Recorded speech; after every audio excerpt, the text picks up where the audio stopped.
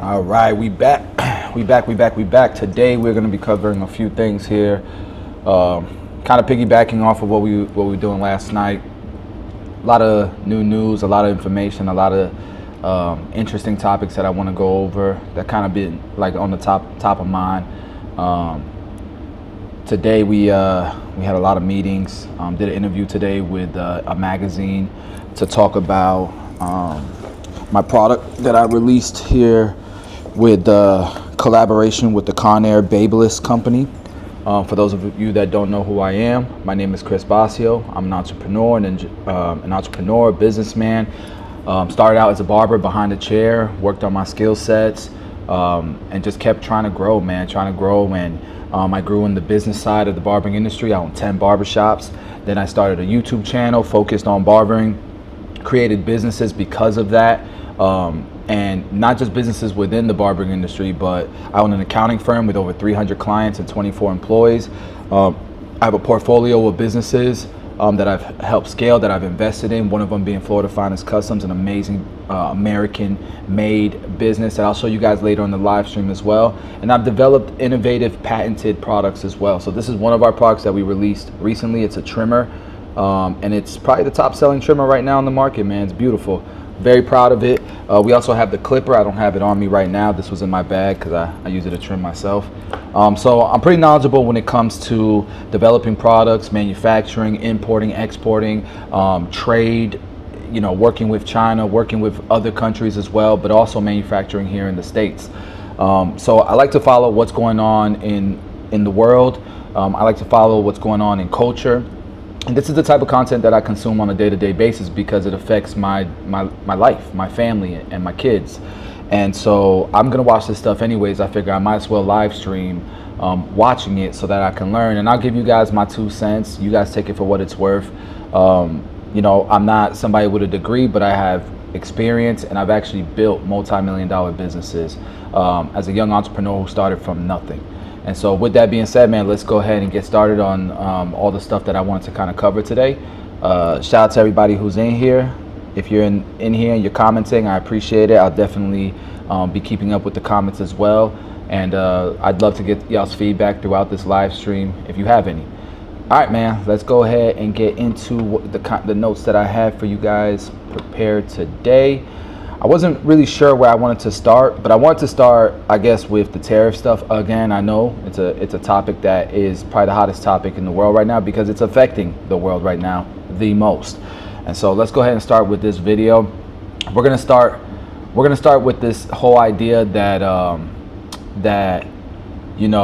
China's not worried, and then we're gonna go into China is worried, because, bro, that's another thing, man. Americans are killing me, bro. Americans are killing me. Like some of the way, it's just the way that social media has manipulated so many Americans that have never built a business. They're just consumers, and they act like they just want to be consumers, as if you're only a consumer country, you'll be able to still buy things. I watched somebody say, I'd rather fund China than greedy, corporations here in America. I'm sorry, does China employ millions of people? I'm sorry, is China where your pension, where your 401k, where your Roth IRA, is that where that money's invested in? Is it invested in China? You just want the collapse of America, like for real?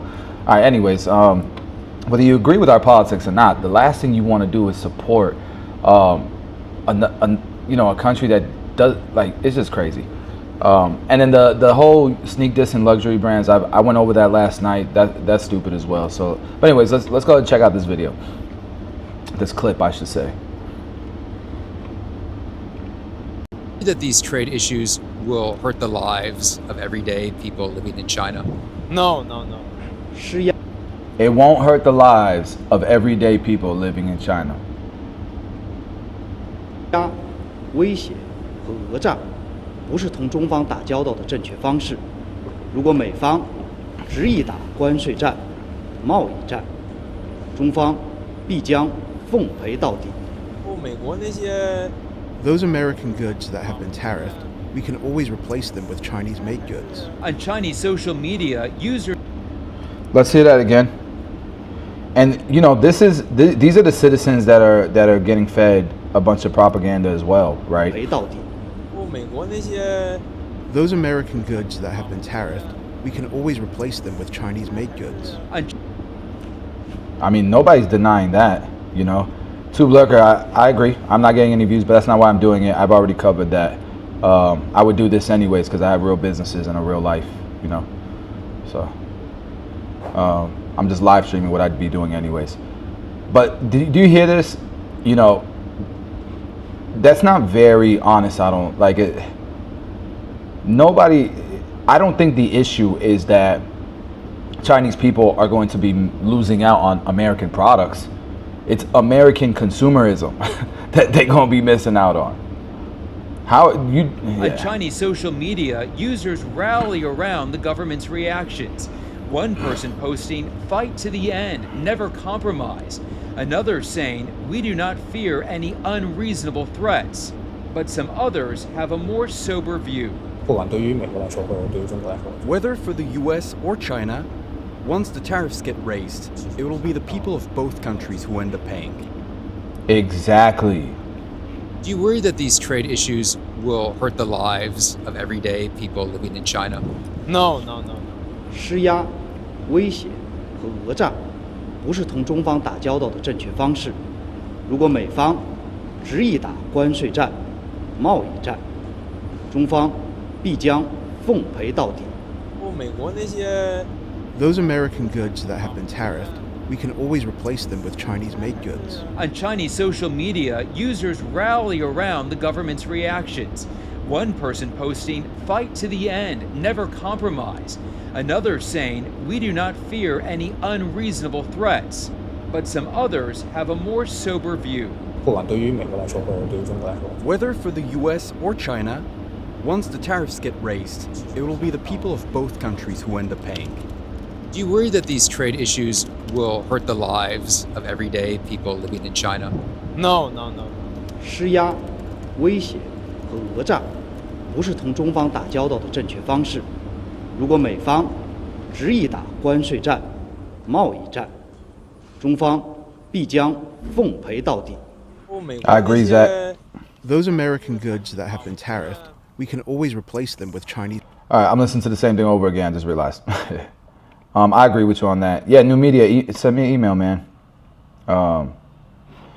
Yeah, man. So you know, you listen to this, and then and so to me, and CNN is spreading this, you know, and then let's look at the comments on this. Actually, look at this. I mean, they seem like they're Asian. They are good because 90% is made in China. As a Chinese, almost nothing I buy is made in America. China's not worried. They have factories and make everything. Here's what I don't understand why people don't understand this. Okay, you have a seller, you have a buyer. Okay. Let's say this is USA. Let's say this is China. And let's say this is China. And let's say this is USA, right? USA makes most of their money from what, guys? It ain't manufacturing, right? It's innovation, it's technology, it's services, it's let's do the information here. Let's check this out. What is the biggest sectors of America's economy? Let's see. I should have not sectors, industries. I should have put. We don't even have to check China. We know it's manufacturing. So check this out. The answer is finance, insurance, and real estate, professional and business services, okay, healthcare, social assistance, government, manufacturing is 8%. Retail and wholesale, trade. Honorable mention is construction, information technology, transport. Okay, cool. America doesn't make its money It doesn't make its money from manufacturing. But America makes a lot of money. American citizens are much more rich than Chinese citizens. Let me show you guys.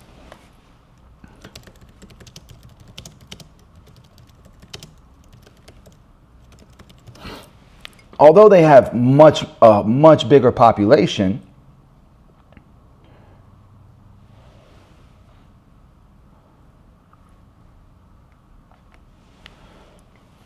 these are the numbers. These are the numbers. And I get it. We're seeing all of these TikToks and all these videos of people living a great life. And they do live a decent life because of communist China. But there's a huge wealth divide. There's a huge wealth gap.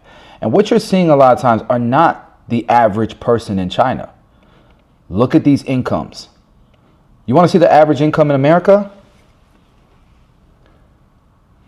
$40,000 a person. It's night and day, okay? And most of this income is not driven from manufacturing, okay? So just think about that for a second. So, USA can afford to continue to be a consumer.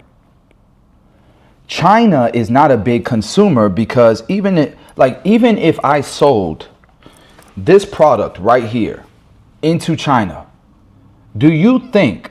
where do you think I would sell more product? Even though China has a way bigger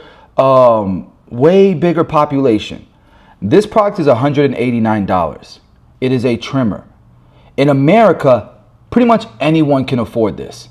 In China, most people cannot afford this. It's $189 USD. So where would I be able to sell more product that would help not just one economy in America, but China's economy as well? In the USA. So USA is the consumer here. Nobody is saying that China's going to run out of toothbrushes. They make the toothbrushes. But what's going to happen is China, as the seller,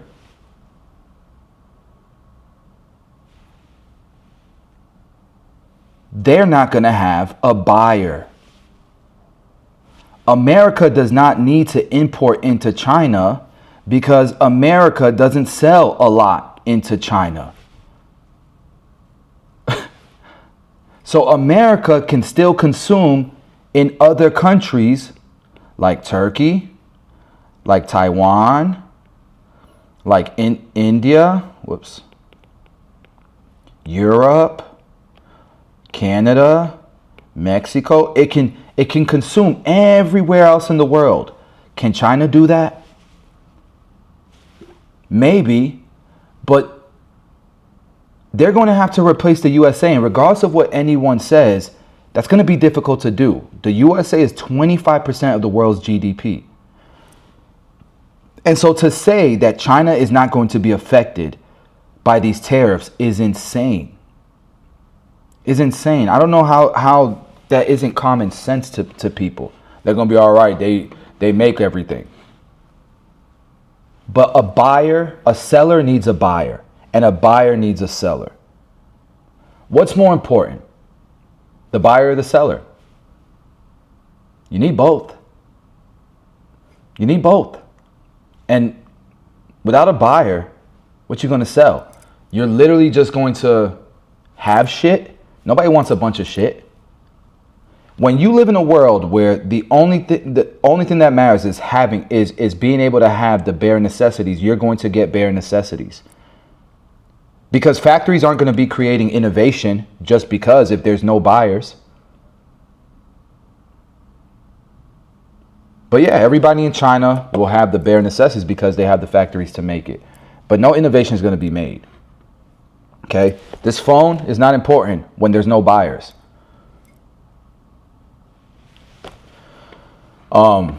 Let's check out the next clip that I had ready for you guys. Thank you. Appreciate it. I'll check it out. China ain't worried.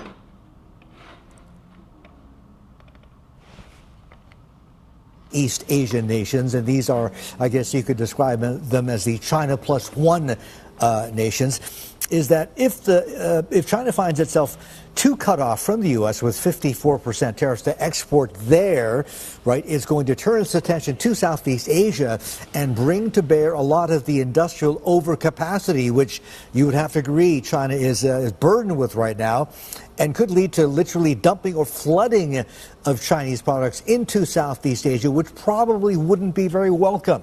What do you think?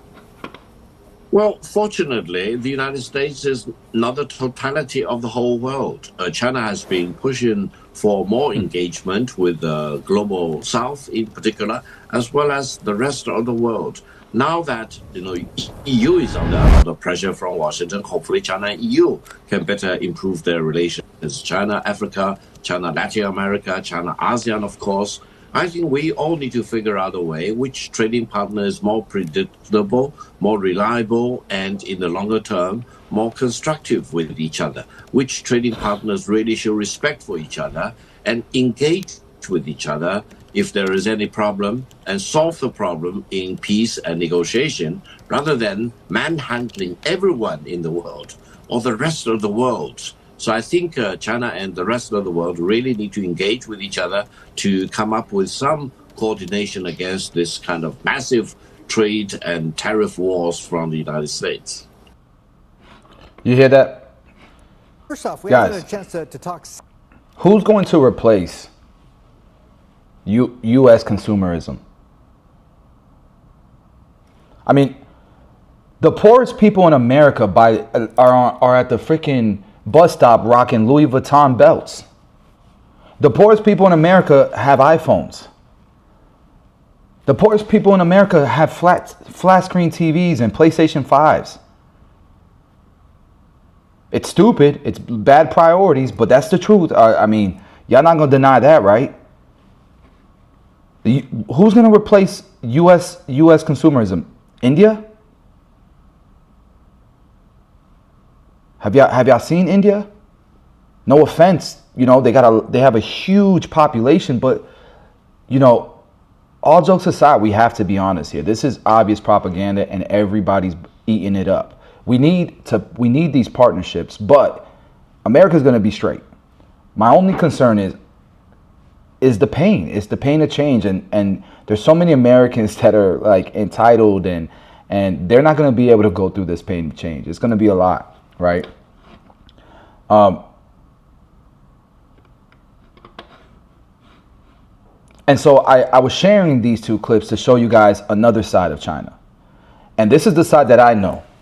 Because again, I manufacture and create products myself. I've engineered, I've worked with factories all over the world, including China. I've been to Guangzhou, I've been to Beijing, Shanghai, Hong Kong, Shenzhen. I've been to many major cities in China. Okay, I understand how the business works, and I understand why we're there. And I'm not saying what's wrong, but you have to do business in the reality of what's going on in the world, and things are starting to change.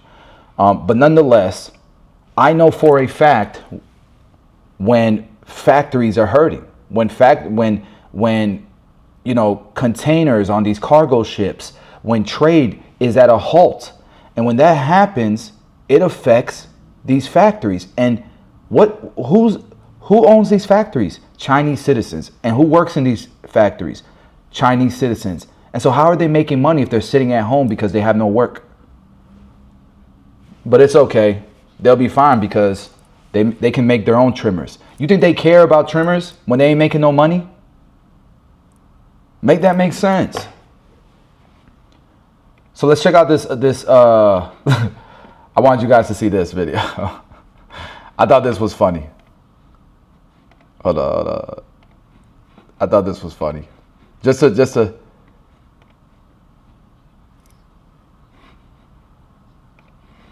hold on. I thought this was funny.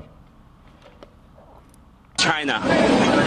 We need independence. Yep. And what's your message to? Have you seen Donald Trump? Do you think he should step in? Donald Trump don't trust China. China is asshole. China. I thought that was funny. Yeah, so there's that, but I wanted you guys to take a look at this, because we keep seeing all of the TikToks, all of the videos that to me don't make a lot of sense, but Americans are eating it up. China will be fine. They will be fine, but so will America. I don't think you're understanding I don't think you're understanding, bro. Like, I'm showing you the propaganda and Americans are eating it up, but I also want to show you that China, the country, will be fine. China, the citizens, will be heavily affected. Let me show you what I mean. What's up, guys? Hi. My kids just got home from school. Hey. Hey, baby. Love you. All right, I wanted to show you guys these videos real quick. I thought I had this saved, but let's check this out.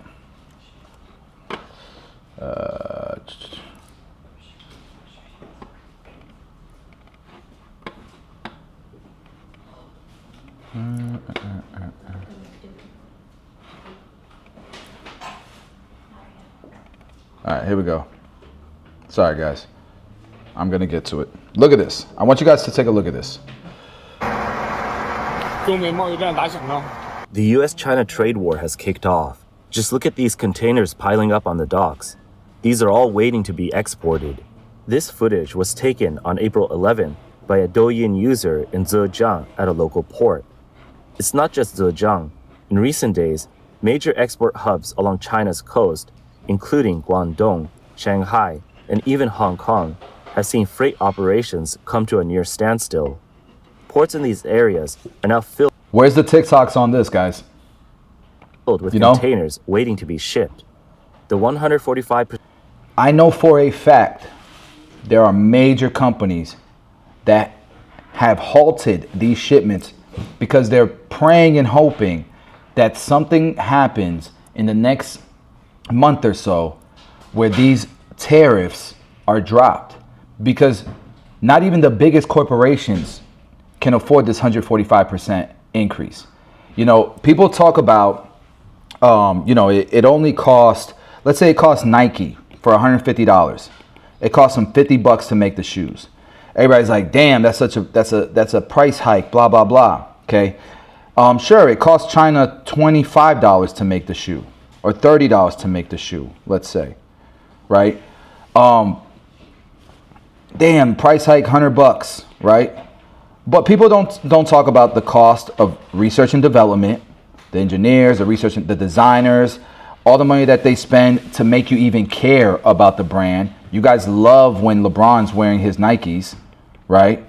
You won't buy, and don't say you don't care about that, because you don't buy the generic shit at Walmart. I don't ever see no hoopers buying Shaqs. You know what I mean? So you have R&D, you have LeBron that Nike has to pay for, all of its employees, right? Customer support. You want customer support. Good luck getting that from a Chinese factory.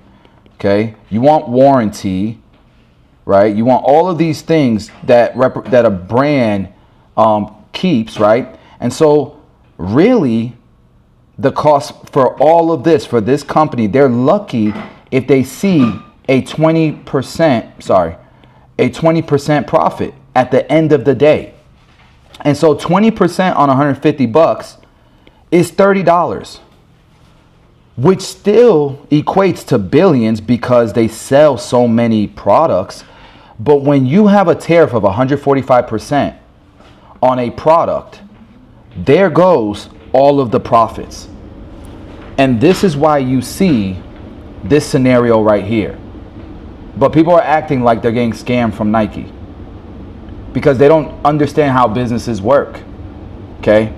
And so this is what you're seeing. So let's look at what's happening to these factories. On Chinese goods has officially taken effect, triggering severe disruption across China's export supply chain. According to Chinese financial outlet Caixin, at Shanghai's Yangshan and Waigaoqiao ports, many shipments bound for the U.S. were rushed onto vessels in a race to depart before the tariffs were enforced. But after the US announced a 125% tariff, let's look at these Mr. Wong factories. from the textile factory had 200,000 in costs for a shipment of polyester fabric that used to make a profit of 50,000 selling to the US. But now with the new tariffs, he's losing 40,000. Mr. Wong was crying in front of his warehouse, and now no one even wants the cloth, not even for dish rags. Many other owners have also had their cash flow cut off, and orders are being cancelled. What should we do now? similar reports. They'll be fine. They make the cloth. They don't need the damn cloth if there's no demand for it. What's wrong with you guys? They don't need these machines if they don't need to be turned. These machines are turned off because there's no more demand for them.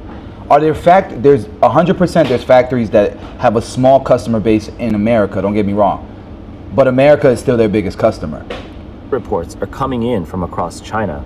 A user from Jiangsu commented, "My family does foreign trade, and most of our orders are from the US. Yesterday, we got a call from the client asking us to pause."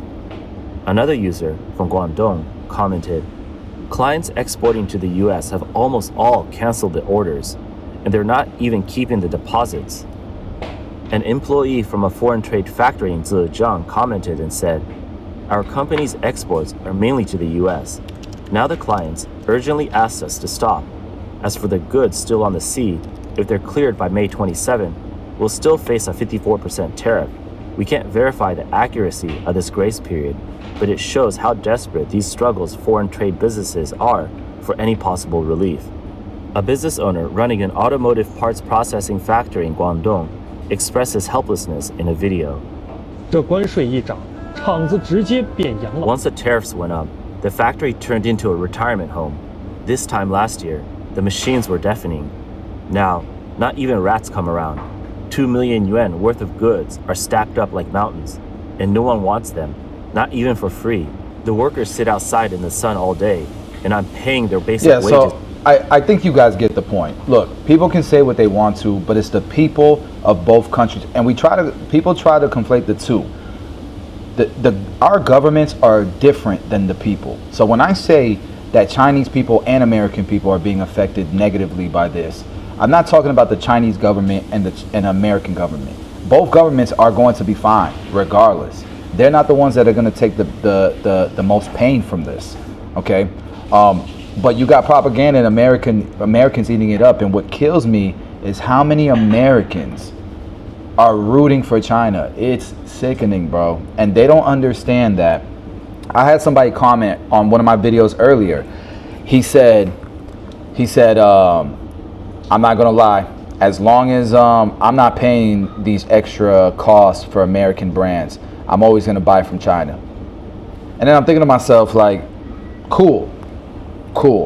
And then and so you're gonna ship all of your money. And I was sharing this, like somebody had commented, what do you think about the brand or Origin? I don't know the brand, but there's plenty of American brands that are made here in America that aren't big brands, but you're not buying from them. And they're comparable to the Chinese costs.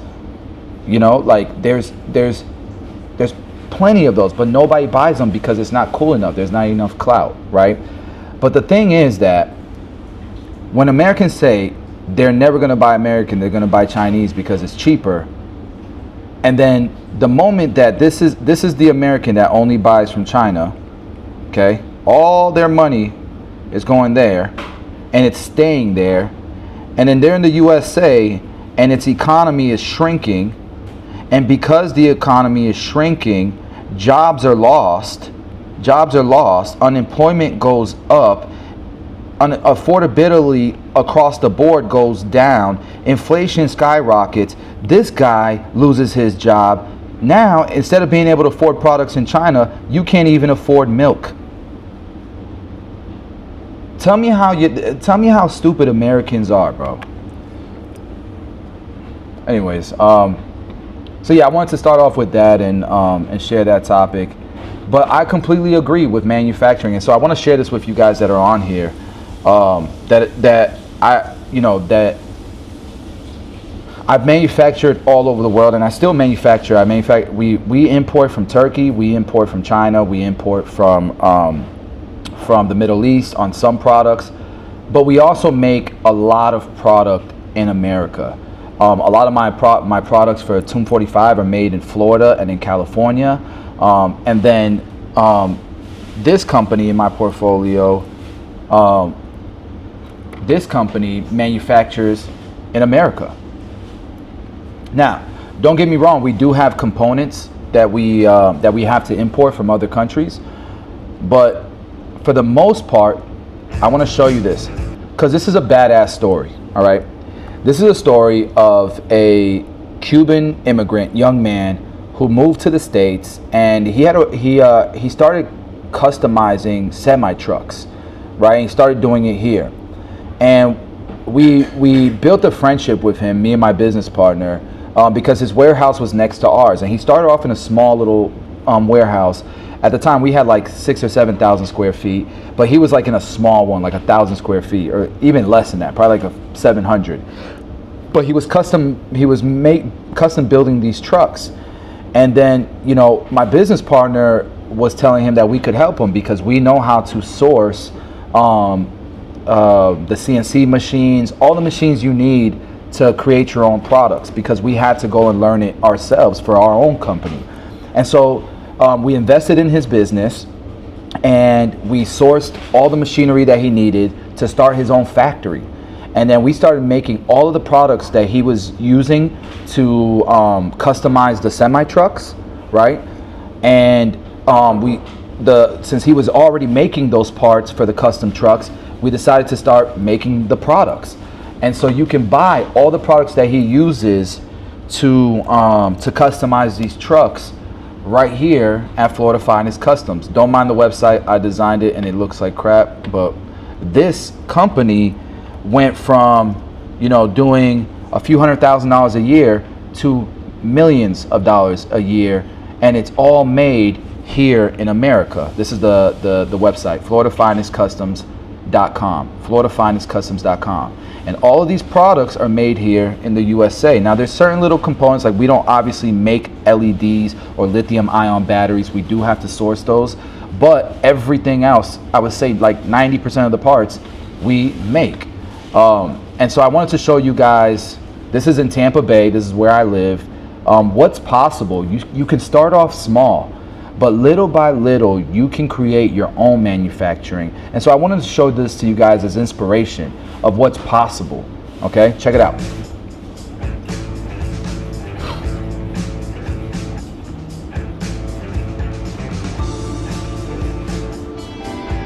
That's Julio.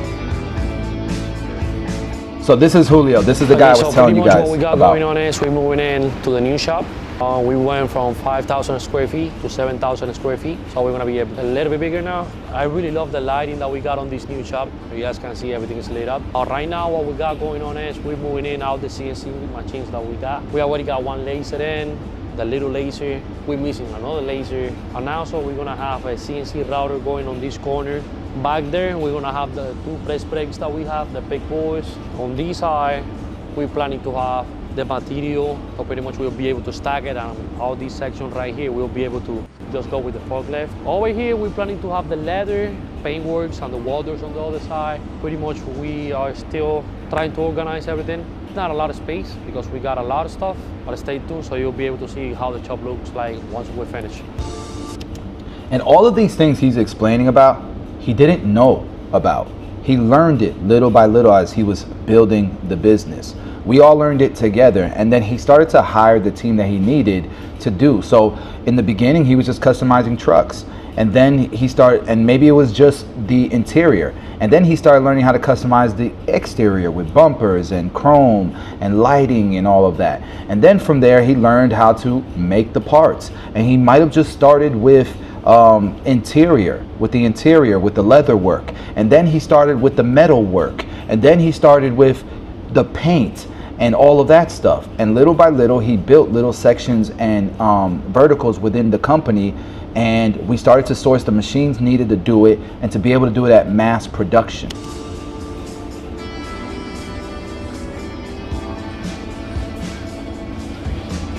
No. Some of it, yes.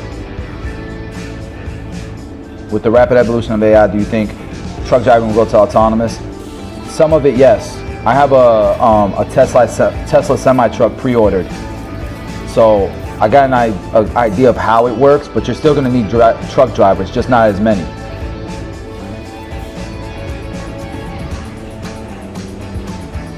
So they're moving everything into this warehouse. Look at these machines. And I remember when we first invested in the company, he had like one of these machines. I think this is the only one he had. He had one used machine that he bought. He bought a used machine as far as a laser cutter. I think he had like a old used CNC machine. And then we upgraded. We bought another machine that was capable of doing some products that he really wanted to start manufacturing. And then just kept reinvesting the money into the business. You only need to start with one widget.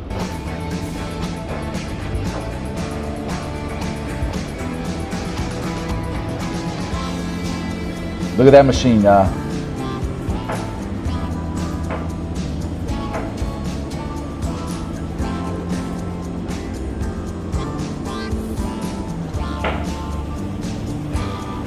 So badass.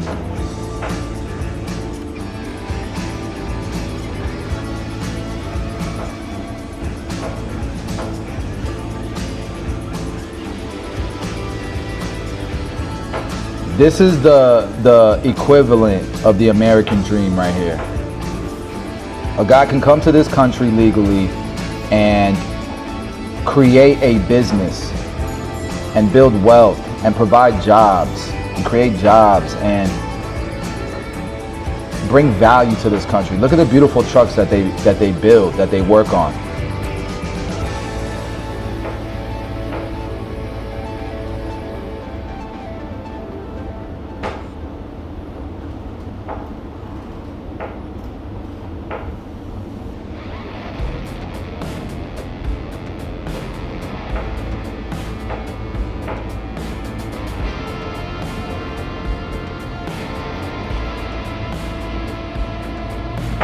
Look at that machine.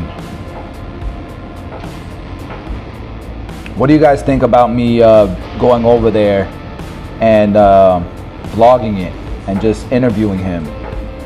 And okay, so pretty much it's been like about 5 days since we started moving. So we already have all the CNC machines inside. We already did all the electrical that we needed. All the machines are powered up and everything is running. The guys right now, we're pretty much setting the welding station. Pretty much right here is where we're gonna be welding and where we're gonna be doing all the polishing. On this rack, we're gonna be setting all the material. All the CNCs are going to be on this side. These two are the press brakes. This is what we use to bend metal. And then in the other side of the shop, look at that machine. I remember when this machine came in, it was huge, bro. It took some real machinery to move this machine, bro. Beautiful machine. But what do you guys think about that? I'd love to hear from you guys in the comments. Would you guys like a series where I go over there and he teaches us, pretty much tells the story, how he got to where he got, teaches us about the machines, teaches us, you know, what skill sets you would need to kind of emulate and duplicate the same thing that he was able to create? I feel like that would be super, super valuable content, especially with what we have going on today. It's gonna be our leather department, so pretty much everything that has to do with upholstery, with leather, is going to be getting done on that. Look at this comment. Before bringing those jobs back, how about we fix our roads, infrastructure, build more homes so we can house the homeless instead of calling our unhoused neighbors? How do you do that? How do you do this? Do you think like the government just has robots that they can just say, tax dollars, go fix the roads? Do you think it's just like poof, it's done? You need working class people. You need people to build those roads, to fix all of that. And then you need to get out of a deficit. We are in debt and we are slaves at this point to interest rates. We're paying more in interest on our debt as a federal government than we're spending on military budget. So I think that's kind of the point. The point is to erase our deficit and our debt so that we can focus on home, so we can focus on our roads, so we can focus on our health, so we can stop shipping money out and fighting these pointless wars so that we can fix our people. And part of that is being able to increase to better our economy. In order to better our economy, we need to improve our trade agreements. We need to improve our jobs. That's kind of what they're doing, but this is part of the process. It doesn't just happen out of thin air. That makes no sense. On that side, and then all the way to the end is gonna be our shipping department. So pretty much is where we package everything, we box everything, and we send it out through UPS or USPS for the people that buy on our website. My opinion, looks way better than the other shop. We got almost 2,000 square feet, so pretty much everything looks cleaner. This is a new construction. So American made, baby. See, lighting is on a spot. Really love the lighting that they're doing here. We got LED lights, not all lights. So now we just gotta keep it clean, everything looking organized. So stay tuned.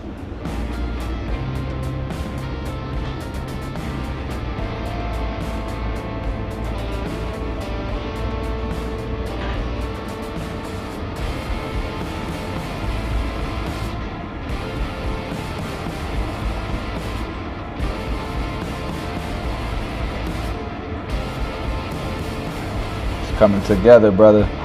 So proud of Julio, man, and the team. That's the leather workstations, the interior stations.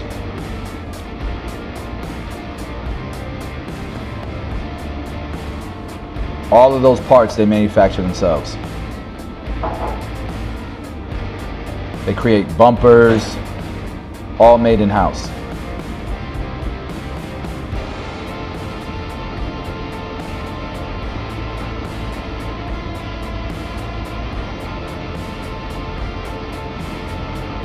So yeah, you guys, if you know anybody who drives semi-trucks, wants to support an American-made business, an American business, there it is.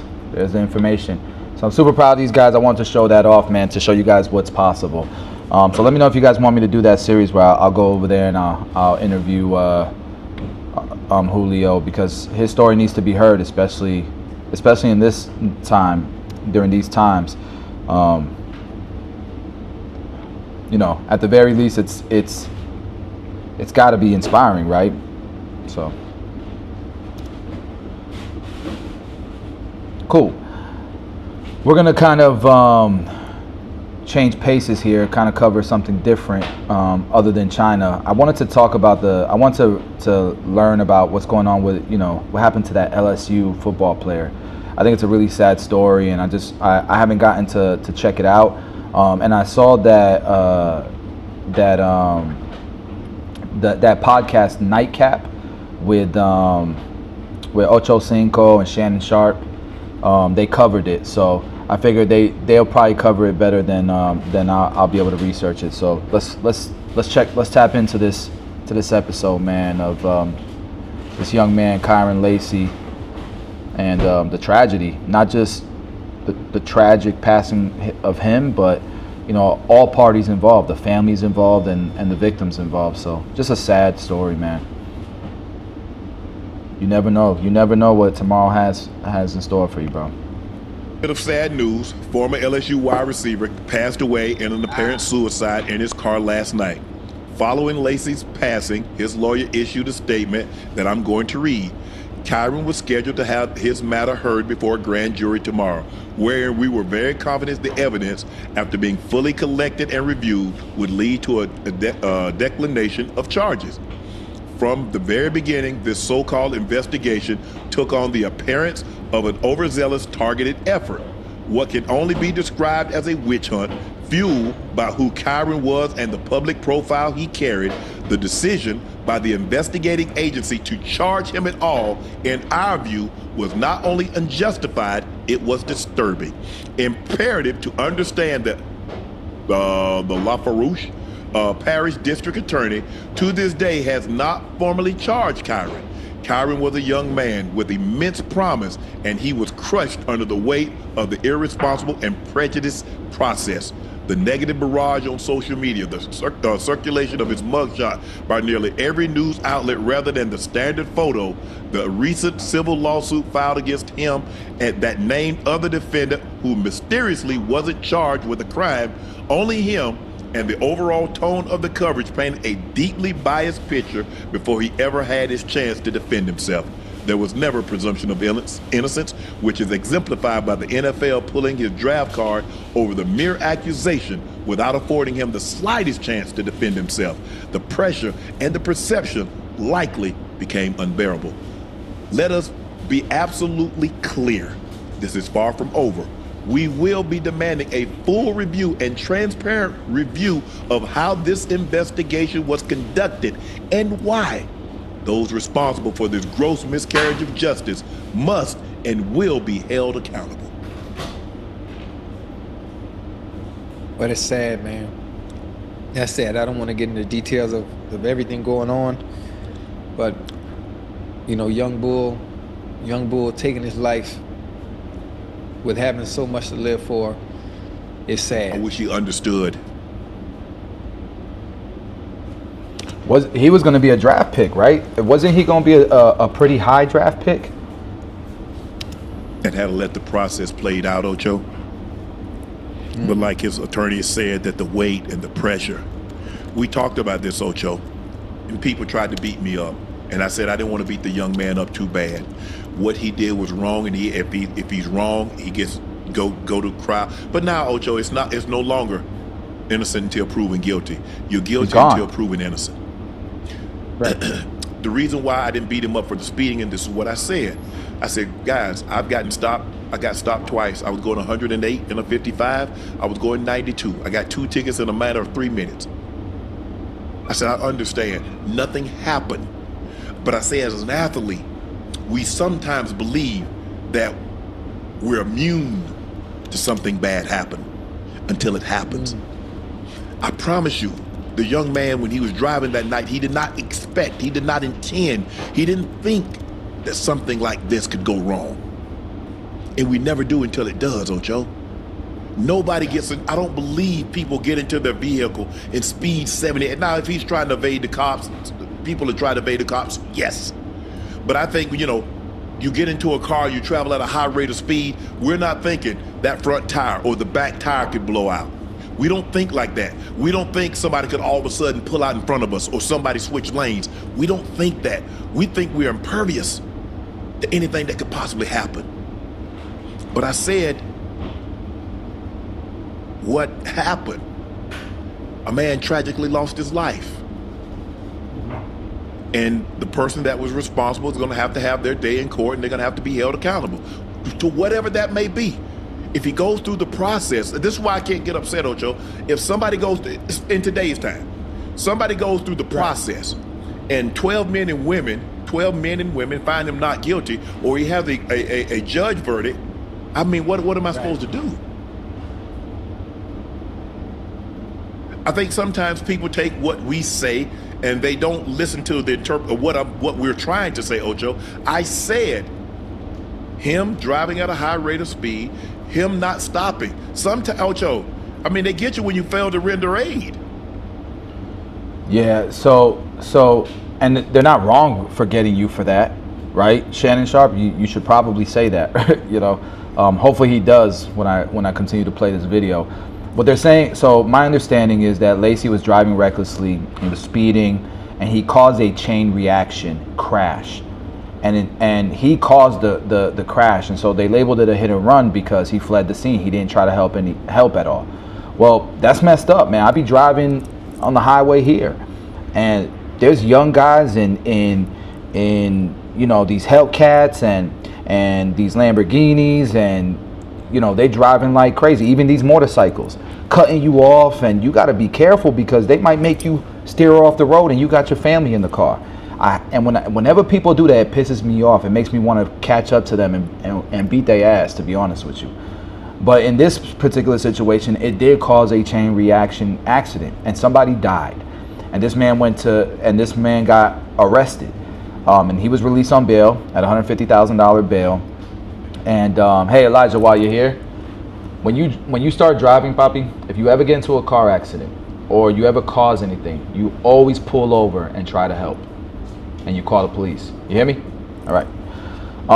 But this young man didn't do that, and you know, he was demolished on social media, so much so that he ended up killing himself.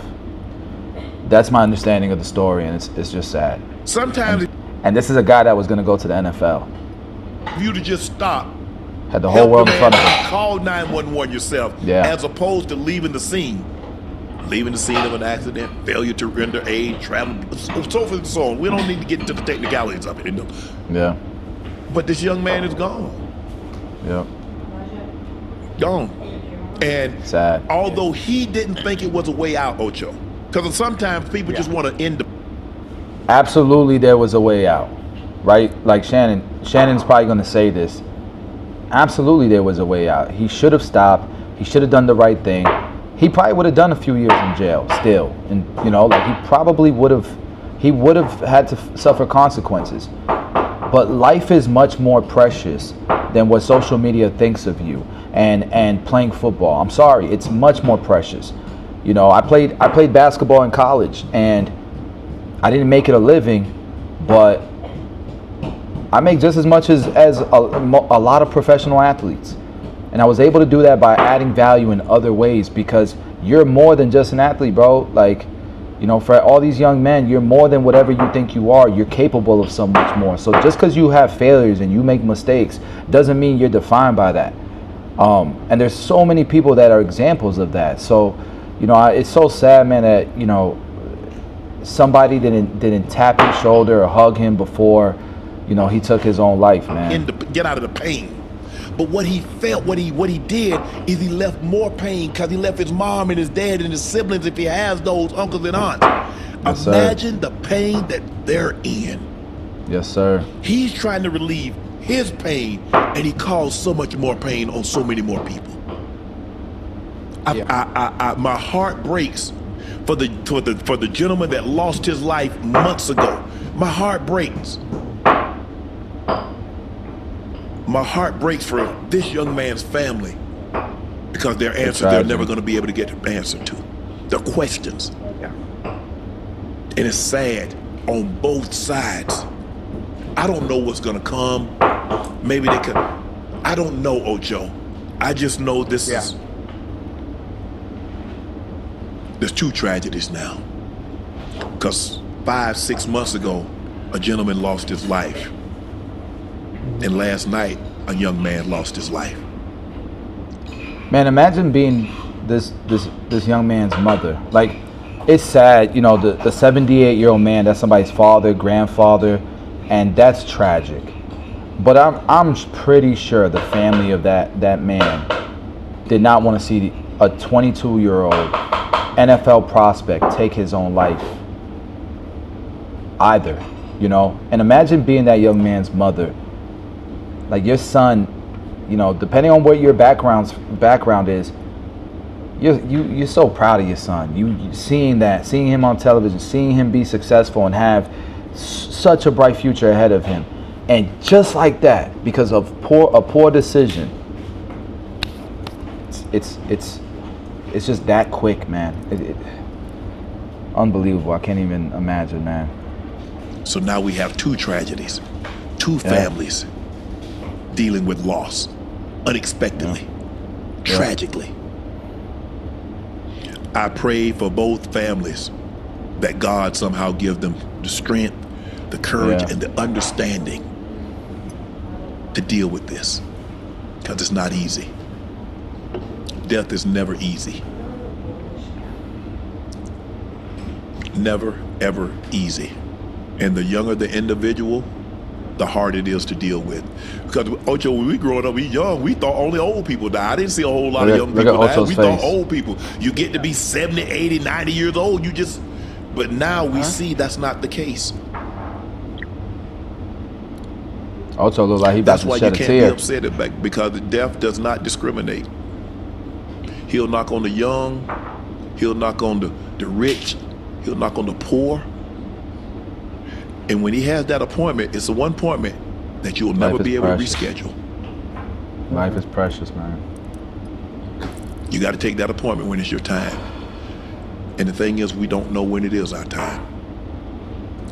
Kyren Lacy gone at the age of 24. 24, yeah. My heart breaks for both families. It really, really does.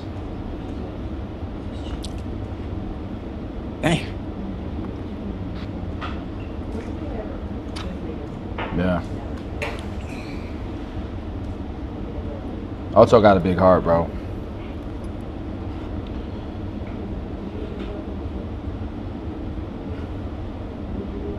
Sad, bro. Kyren Lacy's father wrote, Kenny Lacy, young parents, start talking to your kids at a very early age and make sure they're confident and comfortable confiding in you. Don't be cool with, I'm all right or I'm good, when you know deep down something isn't right. Mental health is real, and for the most part, it's invisible. Don't ignore the signs, even if they may seem small. That gave me goosebumps right there as a father. I want to show y'all something as well, man.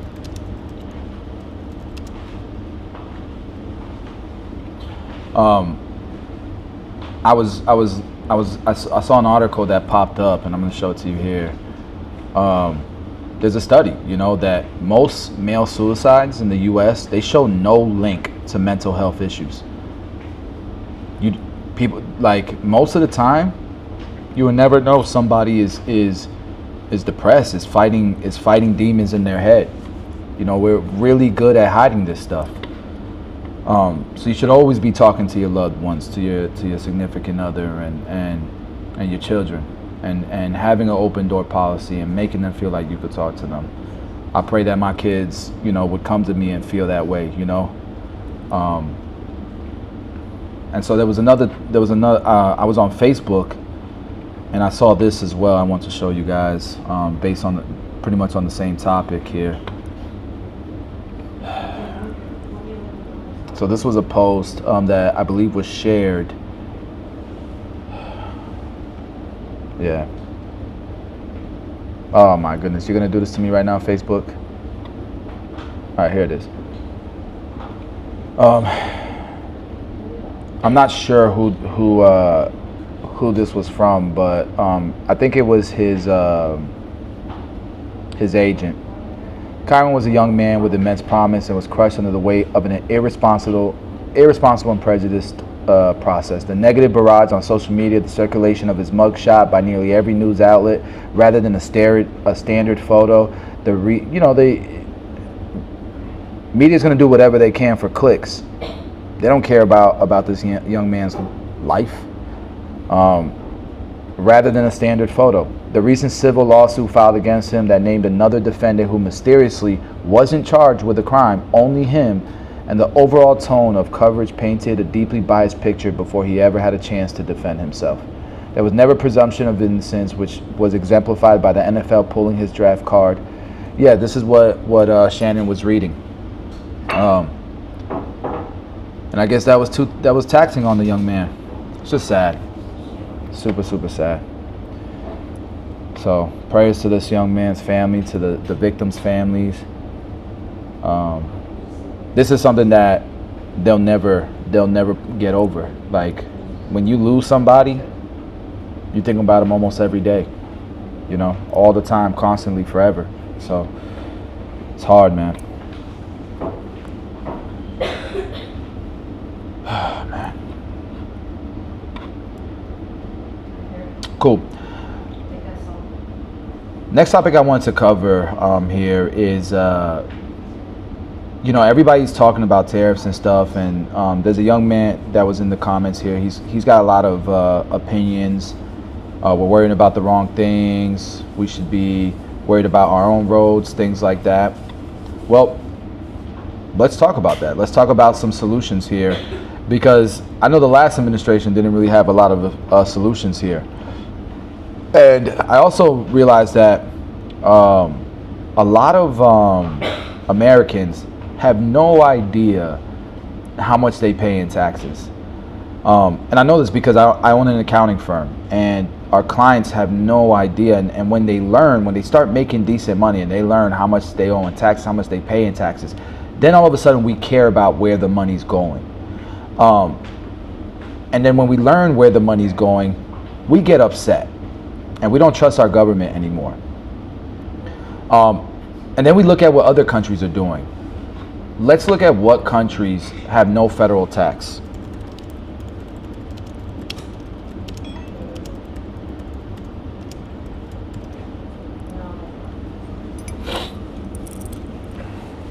My microphone's about to die, so I gotta put this on the charger for now. Check it out, guys. So I got this list now. Shout out to, I love ChatGPT, my fact checker. Okay. So everybody knows the Dubai, the United Arab Emirates, they don't pay any taxes. Okay. There's no personal income tax. There's no federal income tax. Okay. Qatar, no federal income tax. Kuwait, no income tax. Saudi Arabia, no income tax. Bermuda, no income tax. The Bahamas, no income tax. Monaco, very rich place, no income tax. Most of these are very, very wealthy countries. What about Singapore?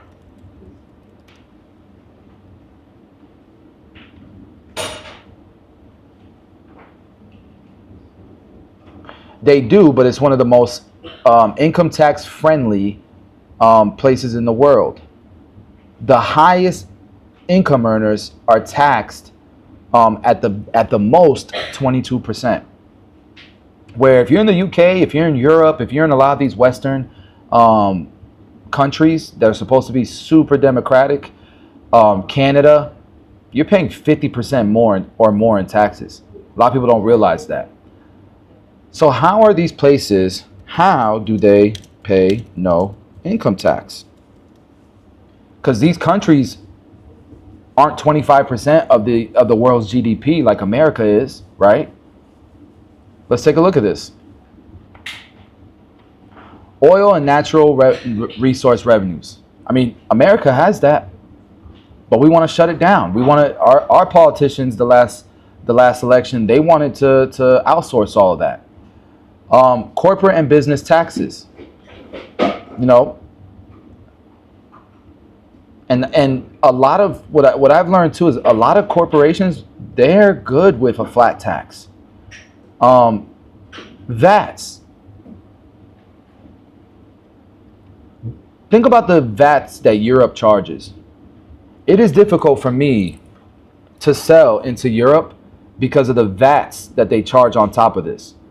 This $189 turns into $300 real quick because of shipping and VATs. And this is part of the unfair trade that America talks about. And these countries are doing it, and then their citizens pay zero in taxes, but then our country doesn't do it. We import more than any other country, but our citizens are getting killed with taxes.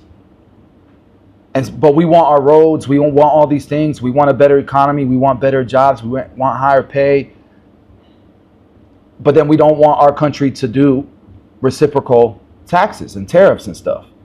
American citizens need to figure it out. Through tourism, does America not have a shit ton of tourism? Banking and financial services? Here's a big one. Sovereign wealth funds. Norway and Qatar have the biggest sovereign wealth funds. Why doesn't America have a sovereign wealth fund? The amount of money that we spend, the consumerism that we have, let's talk about sovereign wealth funds. Okay? What countries have a sovereign wealth fund?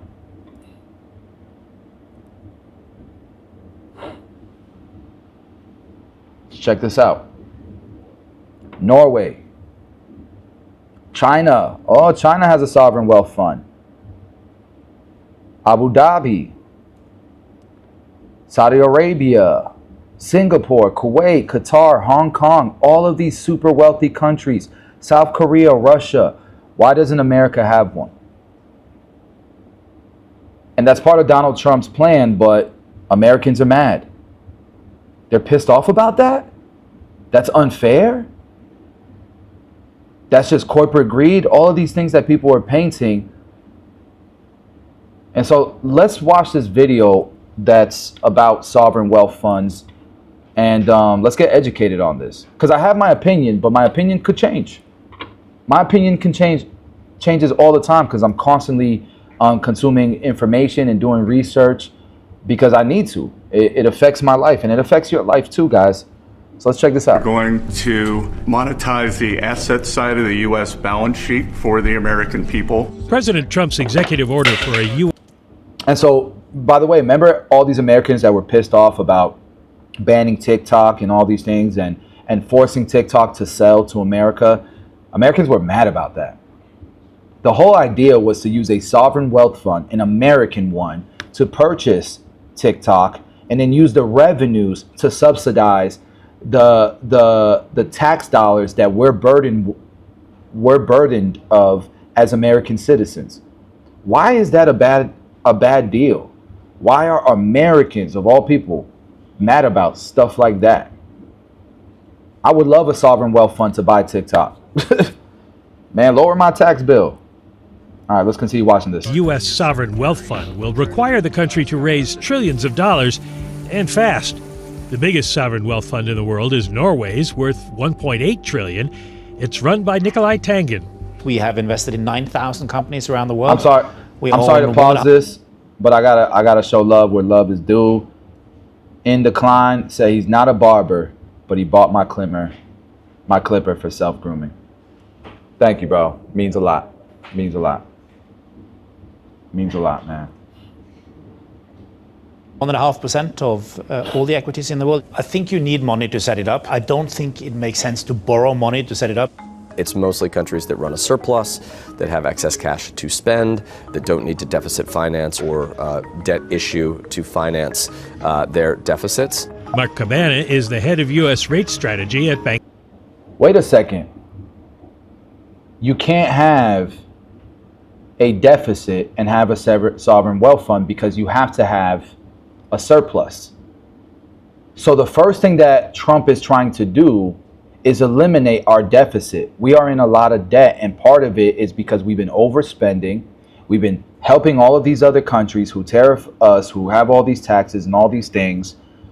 And so we're trying to get these other countries who've been, let's be real, taking advantage of us. Look, let's be real. Canada doesn't have to spend a bunch on military because we protect them. Neither does Europe, neither does the UK, neither does Mexico, because we protect them. We spend the most on military.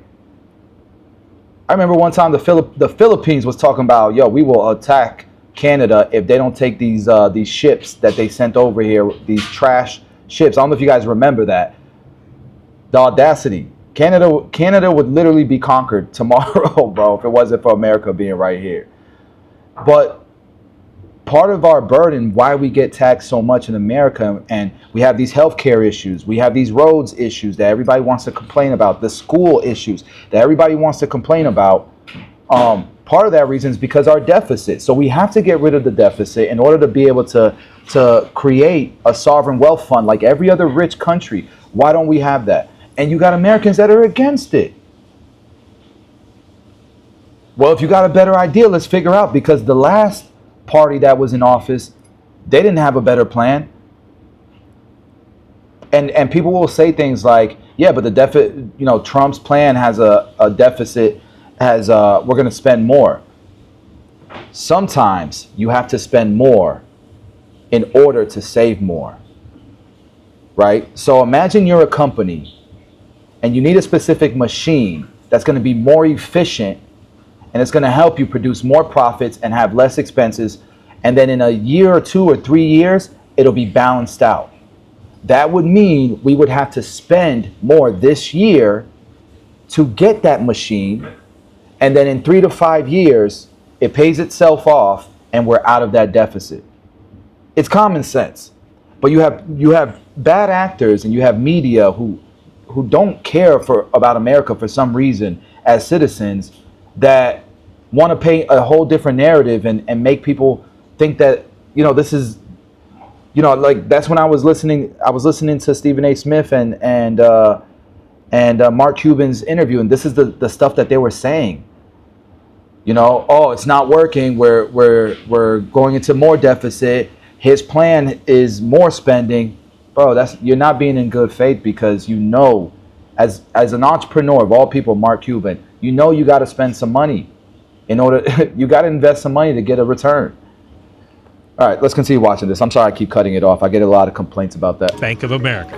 and the US does not meet any of those categories. So it would be fairly non-traditional across the countries who are utilizing sovereign wealth funds today. Former tech investment banker from Morgan Stanley, Michael Grimes, is tasked with setting up the new sovereign wealth fund.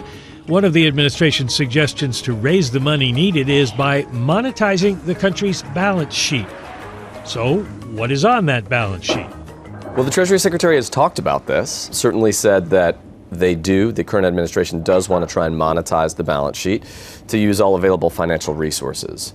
However, we struggle to understand exactly what would want to be monetized on the balance sheet. As of the fiscal year ending September 2024, the U.S. balance sheet shows total assets of $5.6 trillion coming from cash, property, investments, and inventory. Also on that balance sheet, 8,200 metric tons of gold, valued at about $765 billion. So there is a relationship between the Treasury and Fed that has set the price of gold essentially 9 times lower than where the market is today. And there is discussion out there about the possibility of remarking gold to current value to then generate additional resources that the government could utilize. Seems pretty easy and clean in one respect. However, we believe it's going to be a bit more complicated in practice. Current law suggests that Congress actually sets the statutory rate on gold. So Congress would have to be the ones who decide to accept a remarking of gold. And we are not sure that Congress would necessarily want to do that in order to allow the government to have more resources that essentially don't need to be. No, I think you're absolutely wrong. That the same thing can be applied. I think you're absolutely wrong. 100%. You're absolutely wrong. Like, we're not talking about an expense. We're talking about a revenue producer. It's completely different. Yes, I agree that giving free healthcare, it's apples and oranges when you're comparing Norway and America, right? But when we're talking about a sovereign wealth fund, you have to compare it to the Dubais, to the Chinas, to the Singapores, to the Russias, to the powerhouses who do this, because America does have assets. America is smart. America can create a sovereign wealth fund and use its global economic power to invest the surplus of our federal income. Absolutely, it's night and day. It's apples and oranges. You know, we're not talking about debt to buy a car. We're talking about debt to buy a business. A business produces cash flow. A car is just an expense. Apples and oranges. Be paid for with deficits or higher treasury issuance. That would free up, it would essentially create money to be spent in the economy, almost in ways similar to QE. And just to be clear there, when you are creating free healthcare and comparing it to Norway to America, again, you're not creating cash flow. You're using the cash flow we already have to try to fund an expense. When you're using a sovereign wealth fund to produce income that's supposed to replace or pay for other things, that makes more sense. And so even myself, you know, Rich Dad Poor Dad from the book, it's wealth building 101. You buy the asset that will pay for the expense. Where most Americans have this, I'm going to buy the expense first. So most Americans will get a job, they'll make money, and then they'll go buy things like their car, food, vacations. Wealthy people will get a job, make money, and then they'll buy assets like stocks, businesses, real estate, and then they'll buy the car, the food, the vacation. Most Americans want America to get its tax revenues and give free health care. What Trump wants to do is get its money, create a sovereign wealth fund, okay? Create a sovereign wealth fund, make more money, and then create the healthcare, the roads, the schools. Night and day, completely different. Hopefully that makes sense, BMO. Not trying to knock you or nothing like that, but I'm not sure if you agree with me now, but just wanted to point that out. In an environment with still elevated inflation and some signs that inflation expectations are ticking up, we are not so sure Congress would want to move in that direction. Now, if they choose not to monetize gold on the government's balance sheet, then if you look at what other assets could be monetized, they generally take you mostly to land, property, and other natural resources. Plus, if you're talking about remarking gold, the technical way of getting that money to the Treasury goes through the Federal Reserve. You raise the risk of the Fed being seen as politicized, and you raise the risk possibly of inflation. Absolutely. It would essentially impact the Fed's balance sheet in very similar ways to how QE impacts the Fed's balance sheet.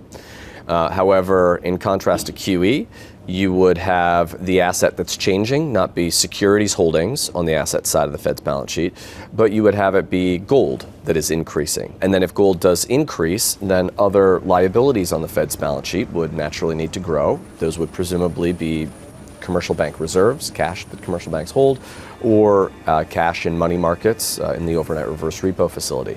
Either way, it essentially grows the size of the Fed's balance sheet, it grows the money supply, and then that does mean that there are greater risks that it could stoke inflation. It certainly gives the government more resources to go out and spend on whatever it might want to spend on, or to help finance the deficit if there's lower revenue growth due to a reduction in taxes. So yes, it runs the risk of being inflationary, and we doubt that the Fed would be terribly comfortable with that, given where inflation is today and where some measures of inflation expectations are going. President Trump has another idea to monetize the balance sheet. He's suggesting the government can sell off its federal buildings and properties, which fall under property, plant, and equipment, coming in at around $1 trillion on the balance sheet. This is genius. This is freaking genius. I can go outside right now. I live in downtown Tampa. I can go outside right now and show you guys dozens of empty buildings that are owned by government. That if they would just auction off, entrepreneurs would come in and repurpose the space and make it usable. It's wasted federal tax money that's just deteriorating.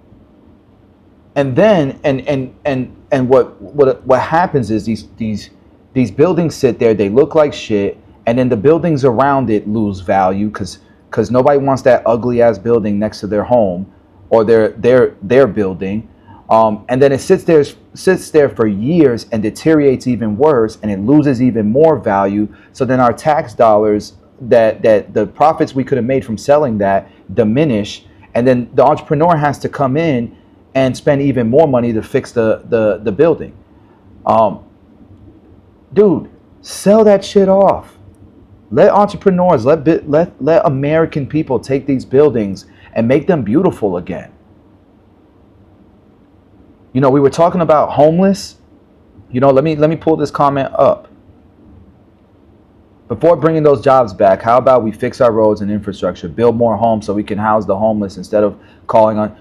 We have plenty of federal buildings that all these politicians, whether you are a Democrat or you're a Republican, you know, all of these different sides in our government have let these government buildings just sit there and deteriorate while all of these homeless issues happen. They could have repurposed them and created some housing, sold them, created cash flow from it, right? There's so many different things that they can do, but our government sucks, bro. We have too big of a government. They need to go ahead and liquidate these buildings, and there goes $1.3 trillion towards removing it from our deficit. We could see a case where they might sell some government buildings that are not being utilized, especially with some of the other changes taking place in federal employment right now. But it's hard for us to envision what else could be monetized beyond that. Might they sell land that the military is using? Possibly, but presumably the military is using that for good reason. Could they sell other natural resources or treasures like the Statue of Liberty? Better not sell that. Don't sell but that. That is a theoretical possibility. So we're just not really certain what else they would sell. But if you're not going to remark gold, then there are very few other options, we think, for them to monetize the asset side of the government's balance sheet outside of maybe selling some buildings. Is there a reason we would necessarily want to run a sovereign wealth fund to do these kind of investments instead of just doing the investments, say, through the International Development Bank or something like that? There've been talk for years about an infrastructure bank, that sort of thing. Sure, or doing them through Congress, having Congress appropriate funds for these types of purposes. Why would you utilize a sovereign wealth fund for that? Well, presumably because it gives. So In Decline said the greatest struggle regular Americans face is property taxes. In China, there's no ongoing property tax. Is that possible? Greed or ignorance? So In Decline, you know that a Chinese citizen cannot own real estate there. When they buy the real estate, they can only have it for 99 years, and then they have to sell it. All that real estate is owned by the government. It's a communist country, bro. So sure, there's no property taxes, but that's because the government owns everything. Is that the world that we want to live in? I can tell you that the state of Florida, DeSantis has talked about eliminating property taxes. Let me see if I can pull up the article. And that's not the biggest burden. The biggest burden is 100% federal taxes. Federal income taxes is the biggest expense of your life. Eliminating property tax. And this is from somebody who owns millions in real estate. I get big fat tax bills on property taxes, but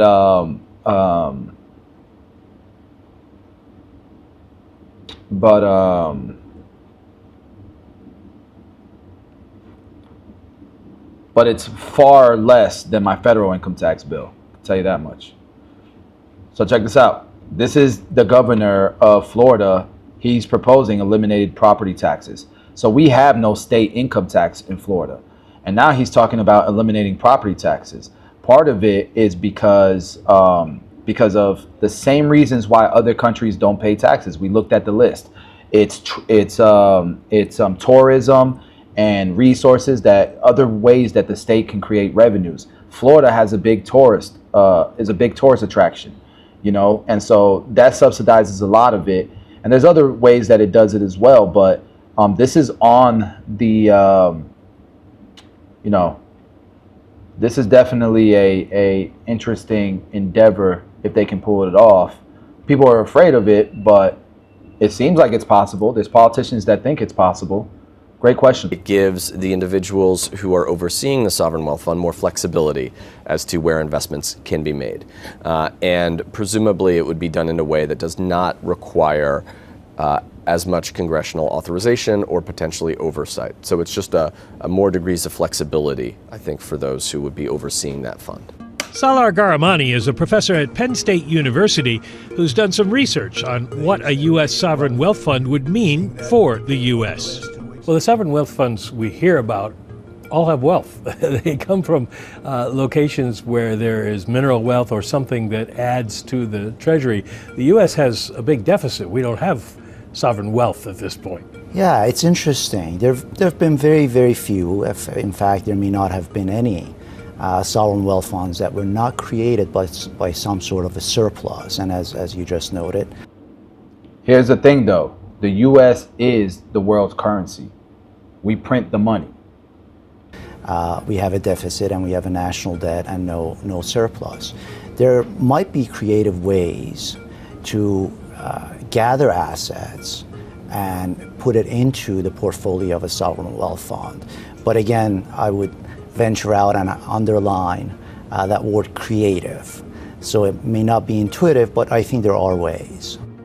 One major challenge that stands in the way of a U.S. sovereign wealth fund is the issue of the national debt, which runs $36 trillion deep.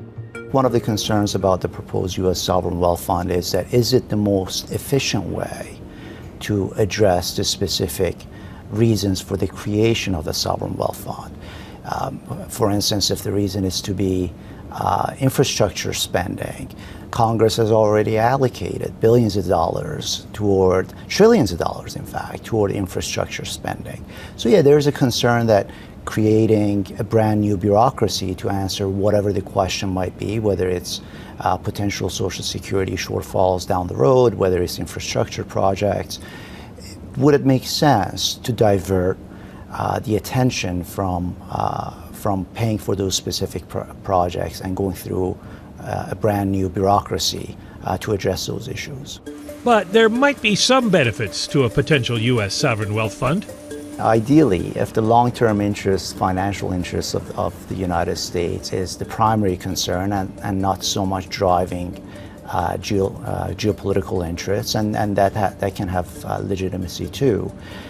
Infrastructure projects potentially addressing potential shortcomings of Social Security and so on could potentially be looked at as a legitimate usage of the sovereign wealth fund.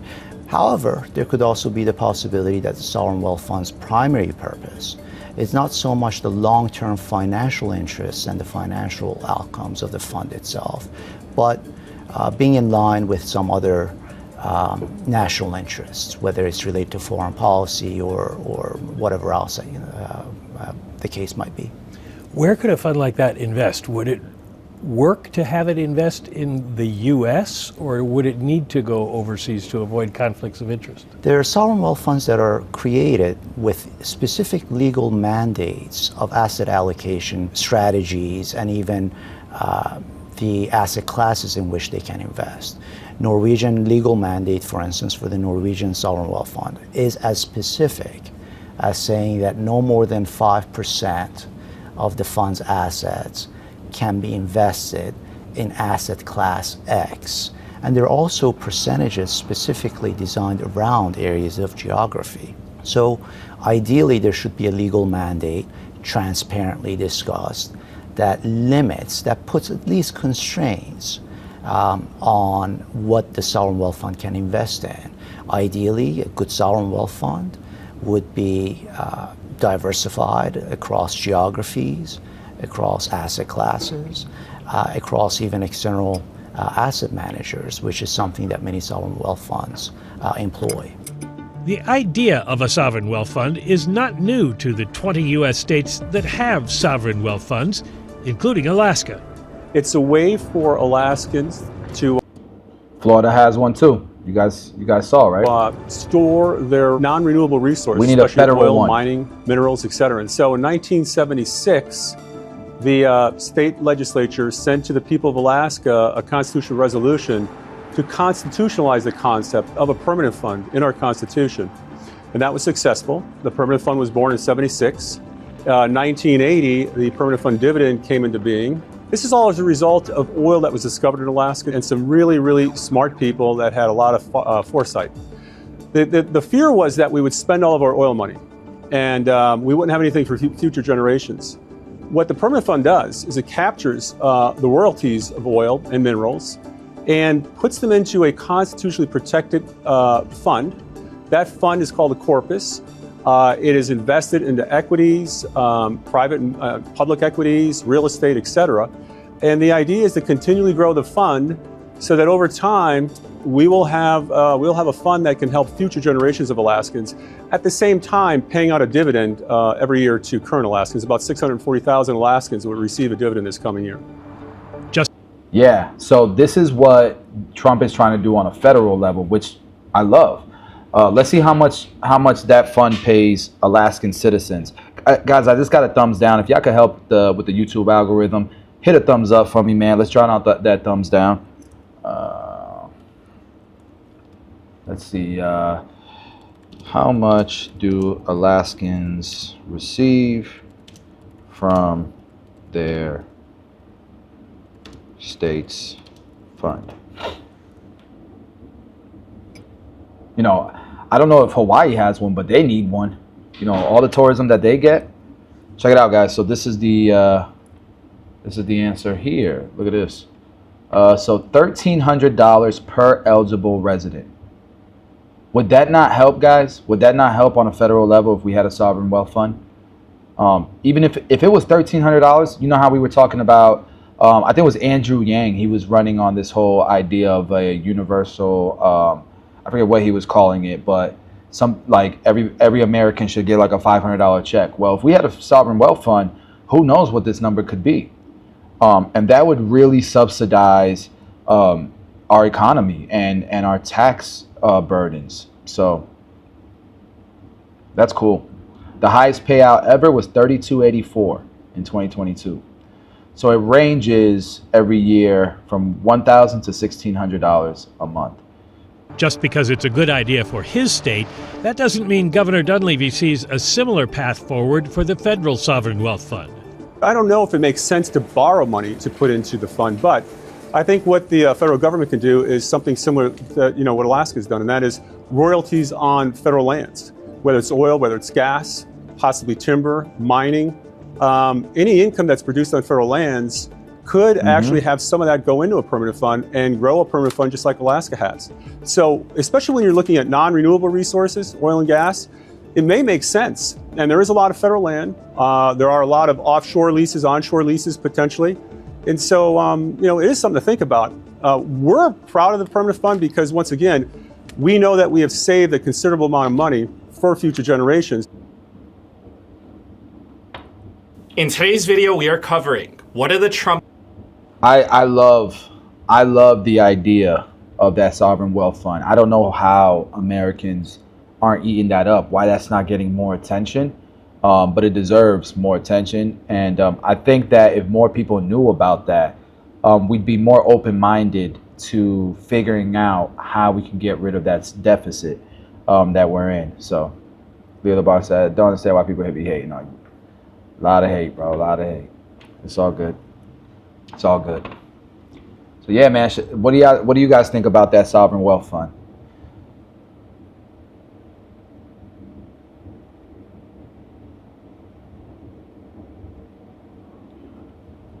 All right, cool.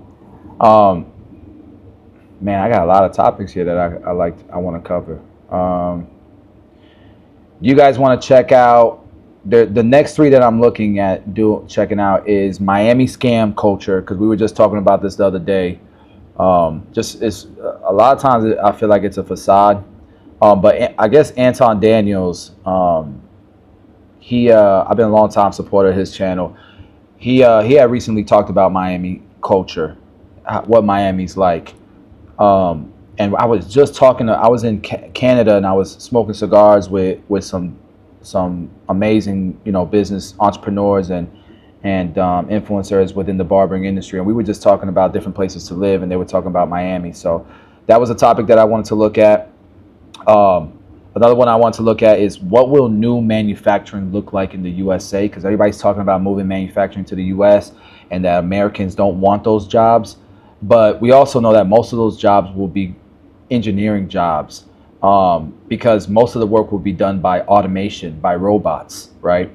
And then the other topic I'm looking at is the de-dollarization of the US dollar. We've been seeing how, that's been manipulated, and, the world order is changing, and that the US dollar, people, you have, what was that, BRICS and countries that are moving away from the US dollar. What's going on there? So those are the three topics. Which one do you guys want to check out?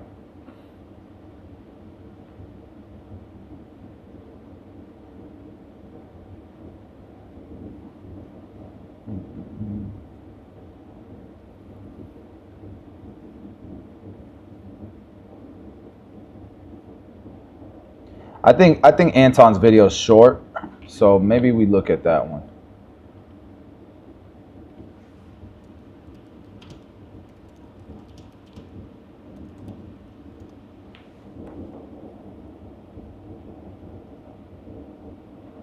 Yeah, this was 2 months ago. So let me see what Anton got to say about Miami. Does he like it?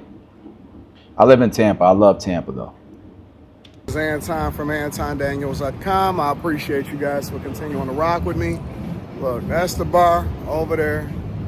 Pool over here. It's literally 8 o'clock in the morning. It's 8 o'clock in the morning and people are at the bar having drinks. It's not the rooftop, but this is the area where, I guess, where, you know, you can come to the pool and then you can go out and go up and work out. And then if you go all the way to the top up there, see if I can show you. All the way up there, that's where my room is, way up there. And this is a building where people live, and then also, obviously, they Airbnb in and out and stuff like that. And so this is where we at. This is where we hanging out. And then you got the view of the water all over there. Beautiful.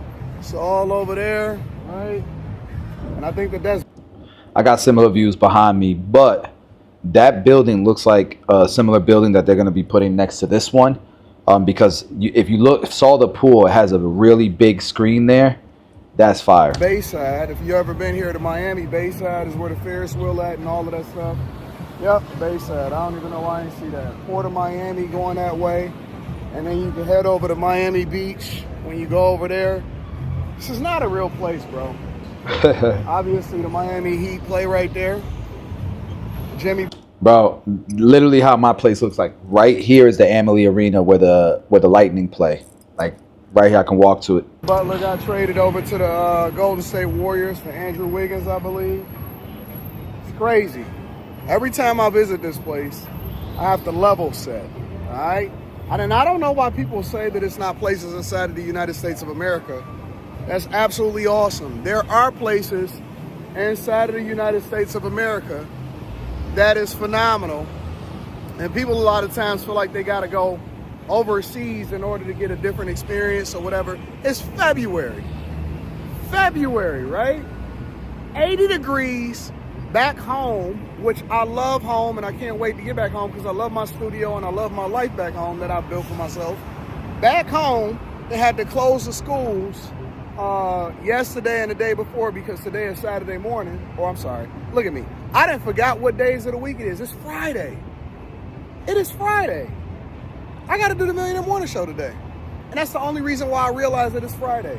But back home, they had closed the schools, which my daughter is out of town anyway. They closed the schools because it was too icy and it was unsafe for people to drive at that particular time. And they hardly ever close the schools in Michigan because we used to the snow in the wintertime and we used to the ice. But it had got too cold. I think it had dropped below 20 and it's 80 at 8 o'clock in the morning. It's insane, bro. But I'm surprised I Anton always try still to level lives set, and out I'm there. not one of those type of people that ever try to limit.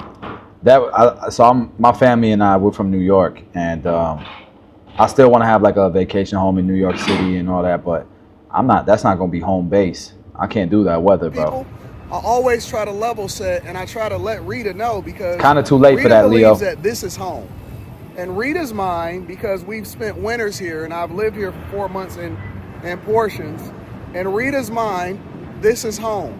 Good. Because yeah, she says Rita. that this is where we really meant to be, and this is what we should wake up to every day. Now, of course, I know that Miami and stuff, they get the threat of hurricanes, and they get a rainy season and all of that. But for the most part, this is great weather. And there's other places inside of the United States of America, like San Diego, which obviously is in California, so that's a no-go. And Hawaii, but that's a long flight. And some people say Hawaii can get boring, but they have phenomenal weather year-round also. But Miami is kind of sort of the de facto go-to for unrealistic expectations of what you're going to experience in life. And I tell Rita, we always got to level set and realize that Miami is not a real place. It's not. Miami is not a real place. It's I will agree with Anton there. That's why I love Tampa. Tampa feels like a home. Even though we have the amazing weather, I have the beautiful views of the bay, and we have the boats and the best beaches. We have 3 of the top 5 beaches in the country: Clearwater, Siesta Key, and St. Pete Beach. You could Google it. And all within a 30-minute drive from me. I love where I live, but it also feels like home. Where Miami is visit, head out, visit, head out. I kind of feel the same way about Manhattan as well. Facade of what life is when you're a tourist into a place that you're not used to living at. And I like to remind her, and she said, well, it's a real place for us because maybe we may have the resources, and I'm trying to be sensitive to people because they say that Anton is not sensitive to the people's needs. Maybe we have the resources to be able to do what we want to do when we want to do it. We could live here comfortably because we generate a lot of revenue, and we don't have any problems being able to maintain a lifestyle living the true, I want a ball, perfect weather all year long lifestyle. Look at those yachts. 99% of people cannot afford that lifestyle in Miami. That's why it's so fake out there. People are getting, like, it's just surpassed San Francisco as the most expensive place to live, from my understanding. And Leo, what I meant by it's too late to be Bitcoin mining is because of the way that Bitcoin works. 5 years ago, 6 years ago, 7 years ago, yes. Now, it's just the ROI for Bitcoin mining just isn't there. You might as well just focus on your main source of income and just invest it. Just invest it in Bitcoin if you like Bitcoin that much. That's the way I look at it. But going back to what Anton was saying, that's why it's such a facade. That's why I when I go to Miami, a lot of people are renting stuff. They're trying to portray something that they're not. The reason why I know is because the math don't math. Everybody ain't really balling. They flexing, but you're not really balling.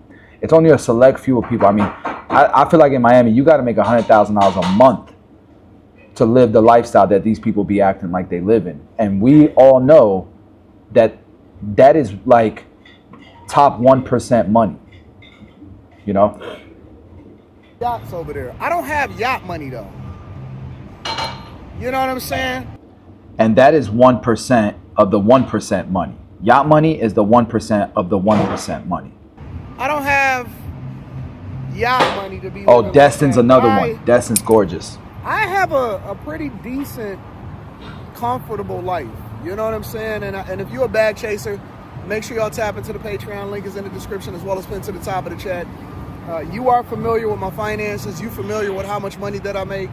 And I have an upcoming live stream / video that basically breaks down all of my 2024 earnings. So I look forward to sharing that with y'all in the method of being transparent, but also to give y'all strategies on how I continue to level up my income at least 25% every single year. Every year I go up 25% in my income, and it's beautiful.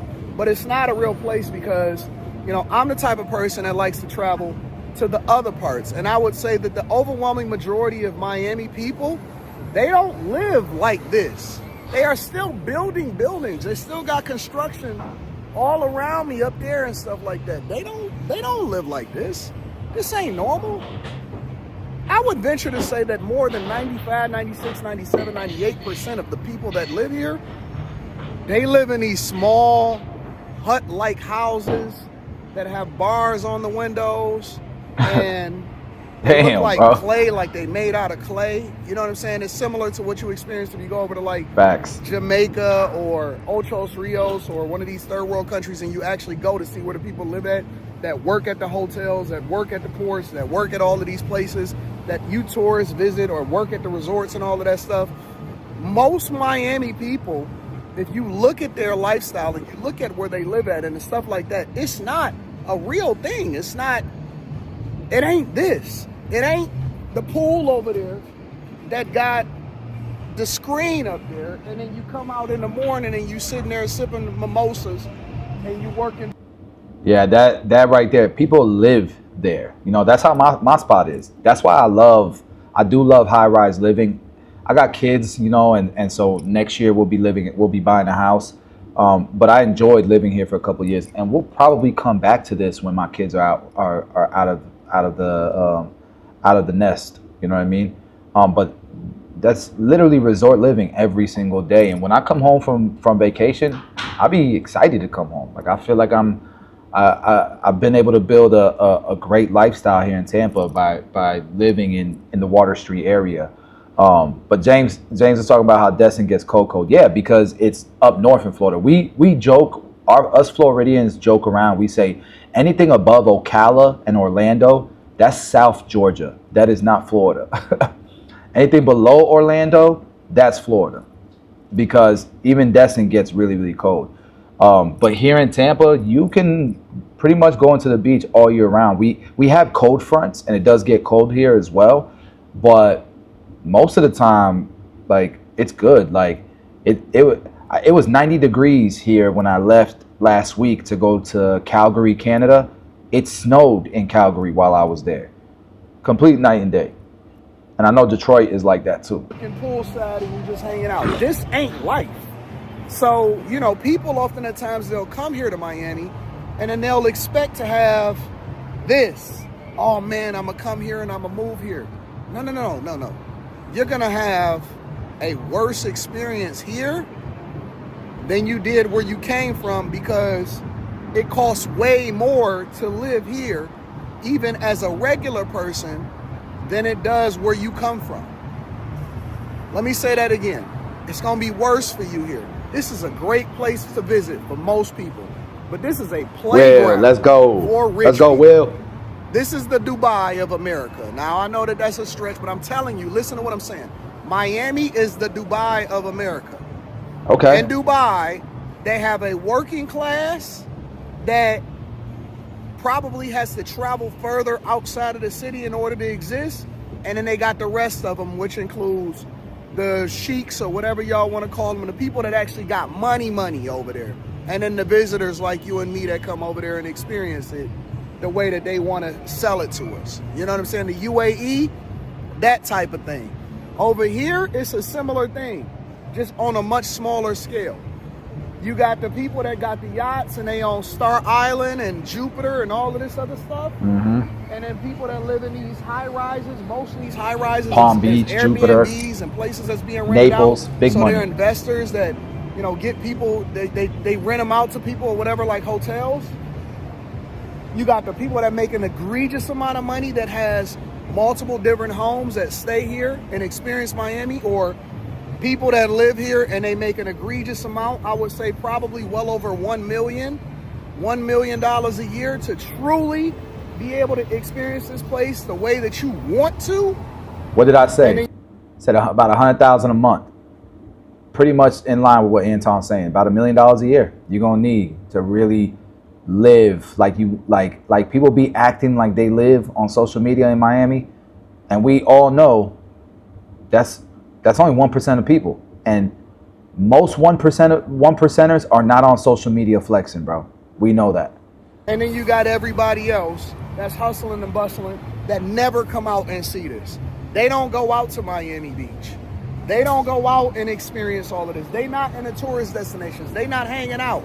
You know what I'm saying? They driving in. You see all of these people, they driving in. And so they can go to work every day because it is Friday. I almost forgot that it was Friday. This place will make you forget what day of the week it is. The DoorDash drivers, the gig workers, they all do Uber Eats and they ride little mopeds and stuff like that. You know what I'm saying? Facts. Hey, In Decline, Don't Leave Yet, and Jude Kelly, Don't Leave Yet. I'm gonna cover both of those topics. It's a severe case of underclass, which, I mean, Miami is Miami. I don't live here. I can't tell them how to set their city up. It's a they go to Walmart like we do. You know what I'm saying? Like, they go to Walmart, they go to Target. They go out, they hustle. Most people in Miami don't get to experience any of this. Any of this right here, all this right here, they don't get to experience this. This is not a thing for them. So don't Miami Heat games are expensive. be fooled, you know? And again, I know that Rita says that, yo, this is a real place. This is real for, no. Anton, this is my home. When we on a plane on the way here, she say, you ready to go home? You see that cruise ship? It's a cruise ship way over there. It's a cruise ship right there. See that cruise ship right there? Bro, I promise you, if I go out to my balcony, that's how my views are. Cruise ships, arena, beautiful streets and restaurants. Downstairs, there's like 5 Michelin star restaurants just downstairs I can walk to. When I drive across that bridge, because this is Biscayne, It's a different right lifestyle, here, man. I drive across this bridge, But I love it. Massive. It's worth it. It's a black one down there. That's a yacht. That's insane. I'll be thinking to myself, this is crazy. Now, for me, it is motivational. I will say that. It's motivational in that, you know. Yep. It's motivational, and then the people who actually live in this area, they all have stuff going on. And a lot of them are self-made. A lot of them are entrepreneurs or business owners or doctors, attorneys. And like when I talk to people in the elevator, they all got shit going on. And so it's cool, man. It's at the very least, you know, you'll definitely be inspired. People are in shape. People are jogging downstairs. You know, when you're at restaurants, you see people having meetings outside at the coffee shops. They're having meetings upstairs. They're using the conference rooms. It's a different world, man. It's a different world. So yeah, man, Miami, I think Anton pretty much covered Miami the same way that I see it. I see it the same way. And so I want to go over these two things. So in Decline asks, so the average American will just need to consume less. Are you saying in order to what's the goal here in Decline? Number one, why are you asking that question? And then number two, let's go over how the banking system works. Angel wants to go over the value of the dollar. This will kind of cover the same things. I think the two topics I'm going to answer, those will lead into the devaluation of the dollar, I think.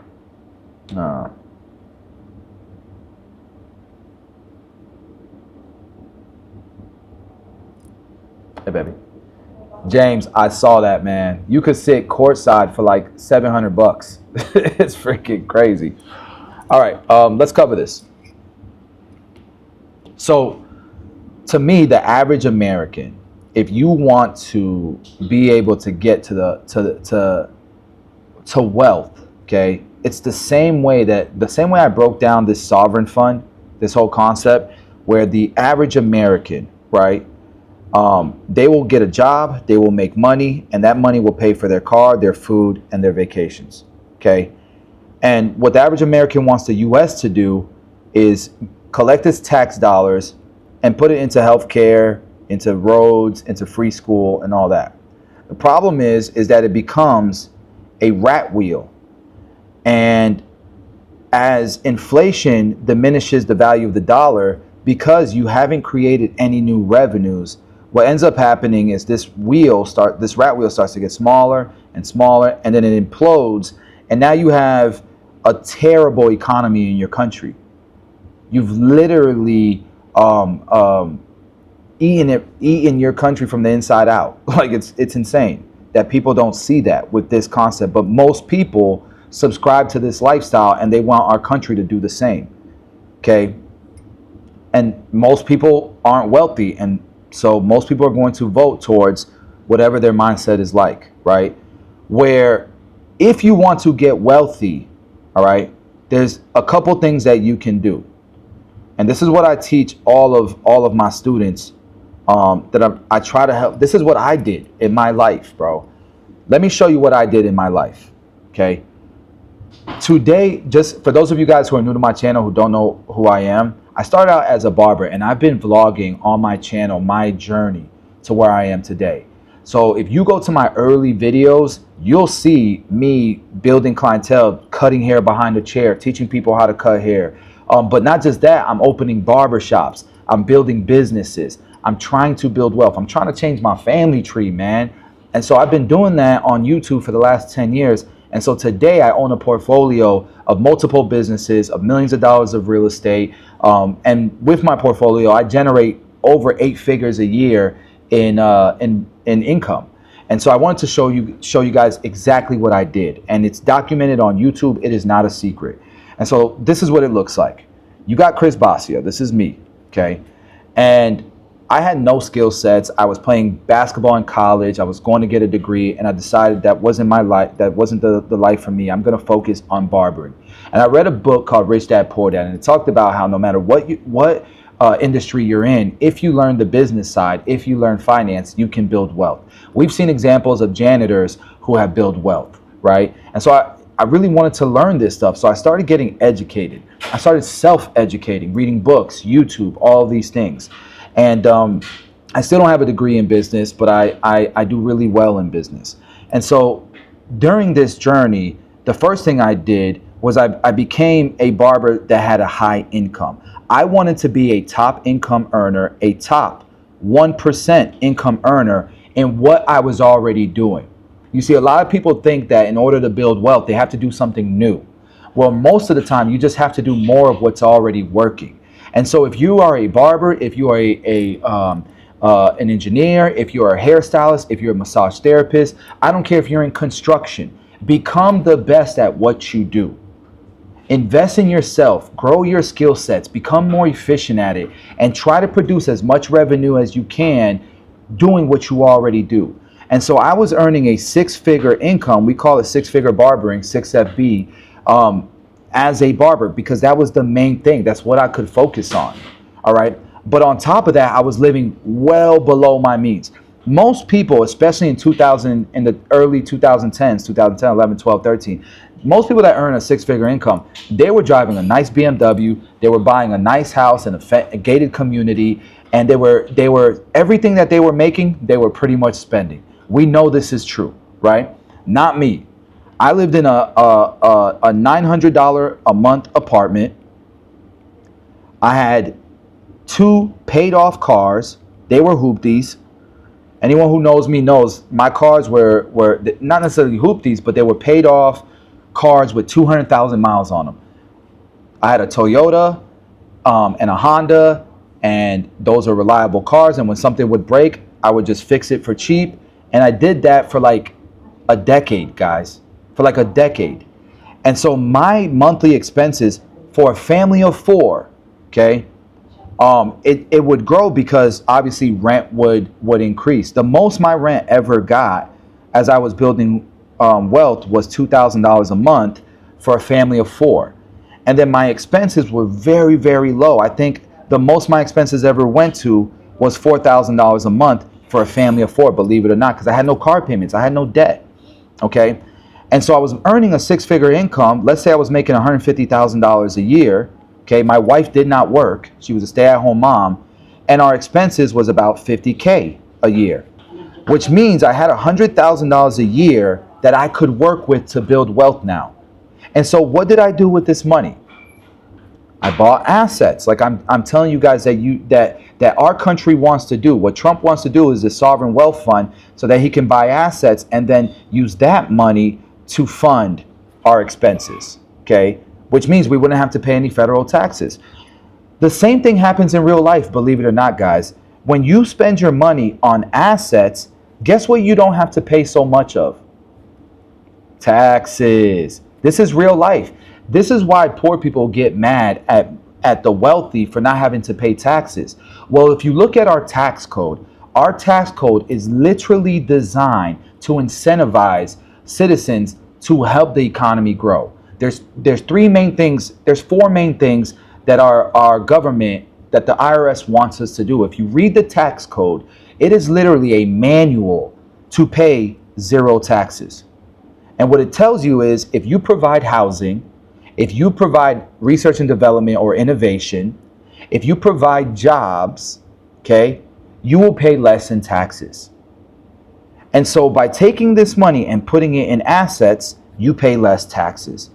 And you own more assets, and these assets create revenues so then you can go buy the car, the food, and the vacations. But if you hold off long enough and you don't go and buy those things, right, what ends up happening is you create snowballs. And each of these snowballs are the assets that you started, right, that you started to buy, and it started with the job and living below your means. And what most people do, this is another mistake that people did, okay? There's another, and before the Model X, my wife drove the Corolla and I drove a hoopty. Okay, just so you know, Leo said he remembers. Before the Model X, by the way, no, I didn't. My wife did not have a Model X for a very long time. That's kind of, let me make this bigger. That's kind of new. Okay, but anyways, let's get back to it. Now, what most people do, what most Americans do, who are coming from nothing, is they get the job, they get to the six-figure income, they get to the asset, right? And then now they go from making $150,000 a year to, let's say, $200,000 a year because they have the asset, and then they go buy the car. And what I tell people to do is do not live on any of the asset's money. You let the asset continue to grow, continue to grow, continue to grow, continue to grow.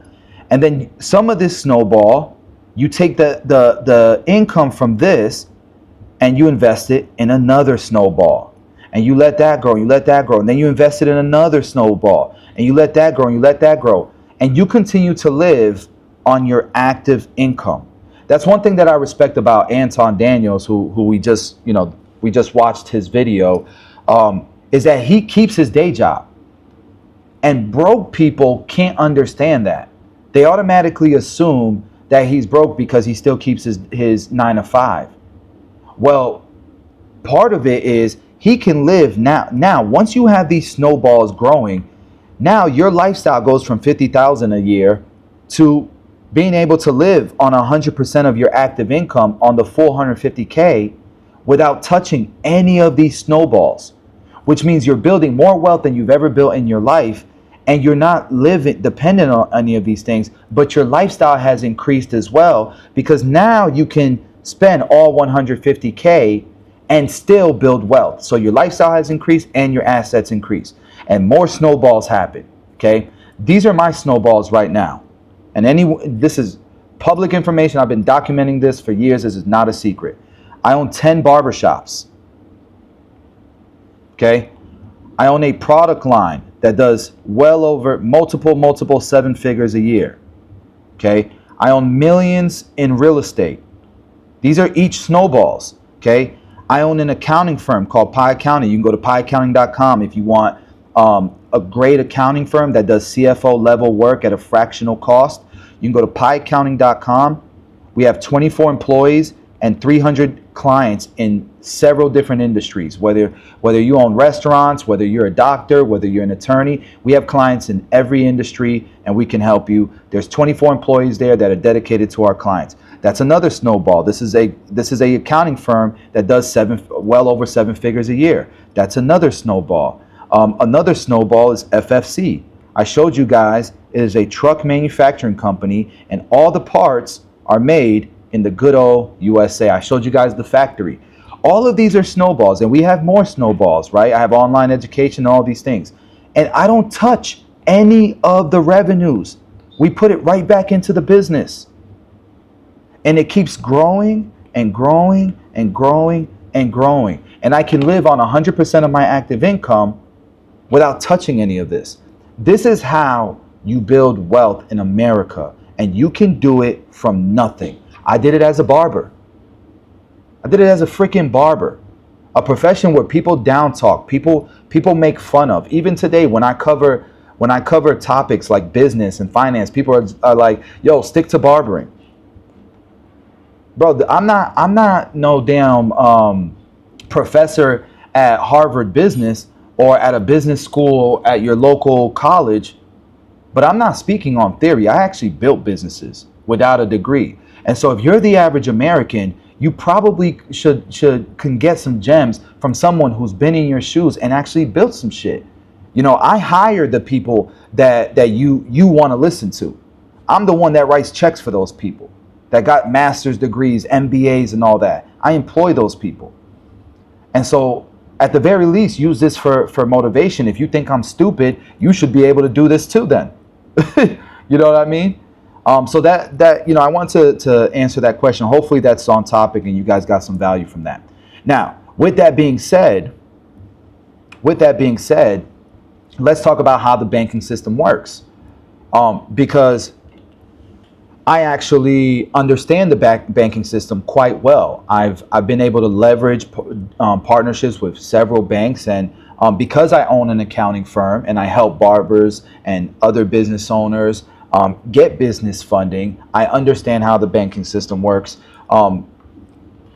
fairly well, okay? And so the way that it works is we are no longer on the gold standard, Okay, we're no longer on the gold standard, and we kind of had to be. All right. Now there's a compromise here. There's good and bad here when we're talking about leaving the gold standard. Part of it is that we can manipulate our economy to stay healthy even when things are getting ugly.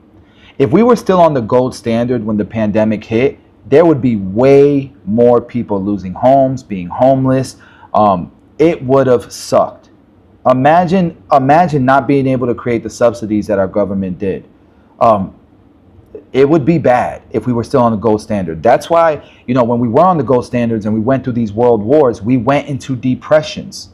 If you notice, ever since the gold standard, we've gotten into recessions, don't get me wrong, from greed, but we've not quite been into a depression, okay? And that's a whole different level of economic crisis, all right? Now, what we do now is we have a couple of things. People think that, I think it's the BIP. I'll tell you right now. I'm just trying to get the name of this. There you go. It's the BEP. The BEP. So you have the federal government. Okay.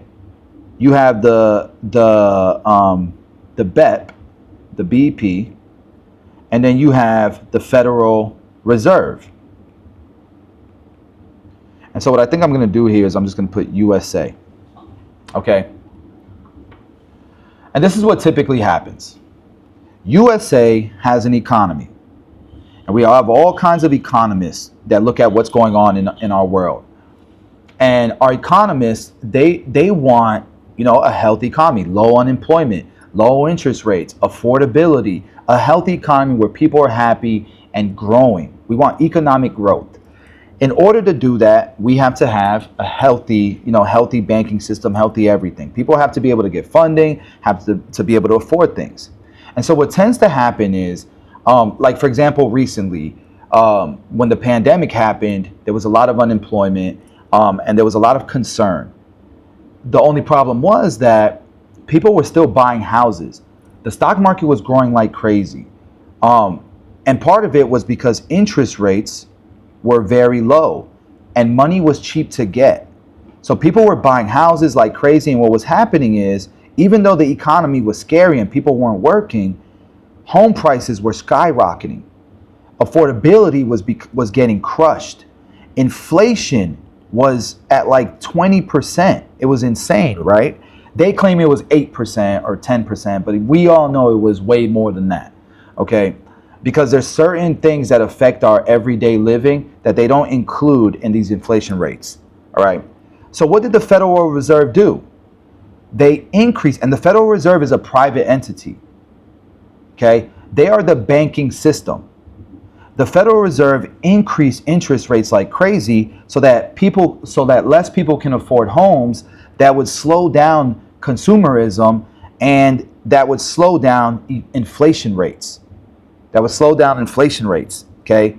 Now, people think that the Federal Reserve is the one that prints the money. They are not, okay? They're the ones that control the interest rates, and they decide what banks, what the private banks and all the credit unions and all that stuff, they decide how much money should be in the system, okay? And so what the Federal Reserve does is it asks the BEP, the BEP, this is the department that prints the money, okay?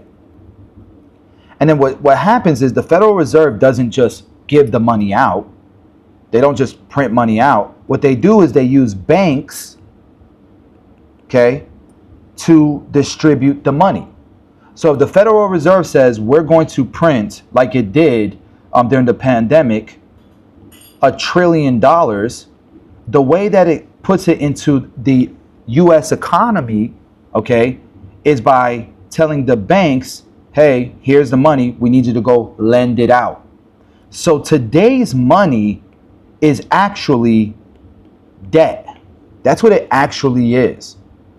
And so when you hear people like Dave Ramsey tell you don't ever get into debt, he's speaking to the middle and lower class. And following that, you'll never get rich. Because if you notice, the richest people in the world, they take on the most debt because that's literally how you create money. So just because somebody has $1 million and tomorrow they have 2 million doesn't mean they took that 2 million from somebody else. You know how poor people and the middle class, you know, we tend to say things like they steal from, we have to steal from the rich to give to the poor, or the rich get richer by stealing off the backs of the poor. That's not necessarily true, okay? What happens is a rich person says, I'm going to create something, whether it's housing, innovation, products, jobs, whatever it may be, a product that needs to create jobs, that jobs are needed to create it, right?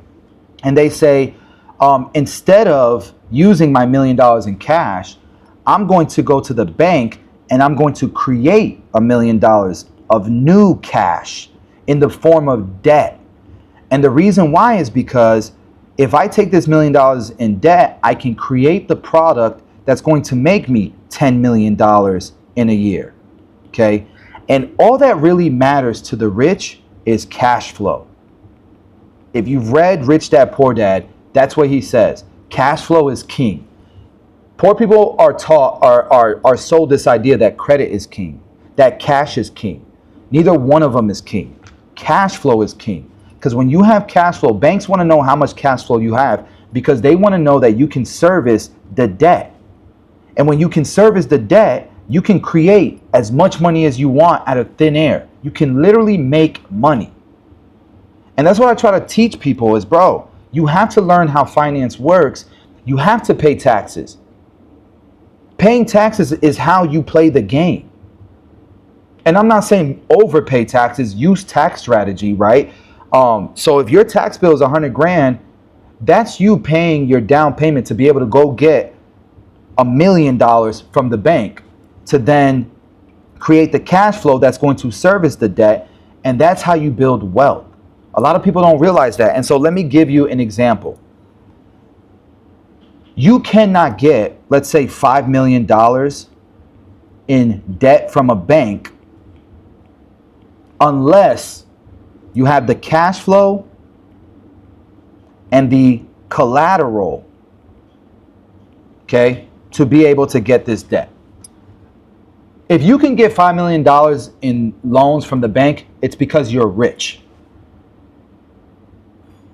That doesn't mean that you can't start out with 100,000 from the bank and work your way up. That's what building relationships with the banks is. But most of you guys never pay any taxes, so you can't get approved for a loan. And I know we have all these scammers on TikTok telling you just get business credit and you can go get loans. They're teaching you how to be a consumer the rest of your life. Sure, can you just go get business credit or fix your credit and go get a car and go get a house, go get consumer items? Yes, but there's no way in hell you're going to get a $5 million loan from the bank without cash flow and collateral. Okay, and let me explain why. If you were a bank, would you just do somebody's credit check and give them $5 million? Hell no, that's stupid. When I went and got a loan from the bank, they came to my business. They counted the inventory. They went to my house. They put a lien on my house. They wanted to see the day-to-day operations. They went to my barbershops and made sure they were real before they wrote this check. Okay? They wanted to see my tax returns. And so if your tax returns, because you wrote everything off and you paid zero in taxes, if it shows you only made $10,000, like a lot of you guys do, you're not getting that loan because you don't have the cash flow. If you have no assets because you don't invest your money, you ain't getting the loan because you don't have any collateral. It's literally like playing Monopoly. You have to start somewhere, but if you don't know the rules to the game, you'll never start playing. You'll listen to these stupid people who tell you zero debt, who tell you don't pay taxes, they're robbing you, who tell you all these things, but they don't understand you are trying to become wealthy. And so what ends up happening is doors open for you when you have cash flow and you can prove you have cash flow. And the way you prove you have cash flow is bank statements and tax returns. So that means you have to pay taxes. And so rich people want to pay less taxes. That's why they buy assets. That's why they buy assets, so that they have write-offs, so they pay less taxes. Okay? And then what ends up happening is, I took a SBA loan, zero money down, for millions of dollars, and I bought real estate with it, and I bought more inventory with it. Or I bought research and development, or I bought machinery, so that I can increase my cash flow, and this cash flow services the debt. So think about it. If the debt is going to cost me $20,000 a month, but I use the debt to create $100,000 a month, my profit is $80,000 a month. This is how rich people think. Poor people would be too scared to take this debt because they don't have the conviction or the skill sets to create the $100,000 a month it would take to service this debt and profit $80K a month. And the better you get at this, the more conviction you have to do even more. And the banks have more conviction in you to create the money that you need to build even more wealth. I'm not afraid of debt, but you have to be responsible. You have to be smart about it. I know that was a lot. I'm sorry if that was a lot, if you guys didn't understand. But that's how money works today. It's no longer the gold standard where you have to take from this guy to be able to have money here. That used to be true in the 70s. But people still talk like this. They still repeat and regurgitate this idea, but that's because they're ignorant. They don't understand how it works. And then we vote based on that information.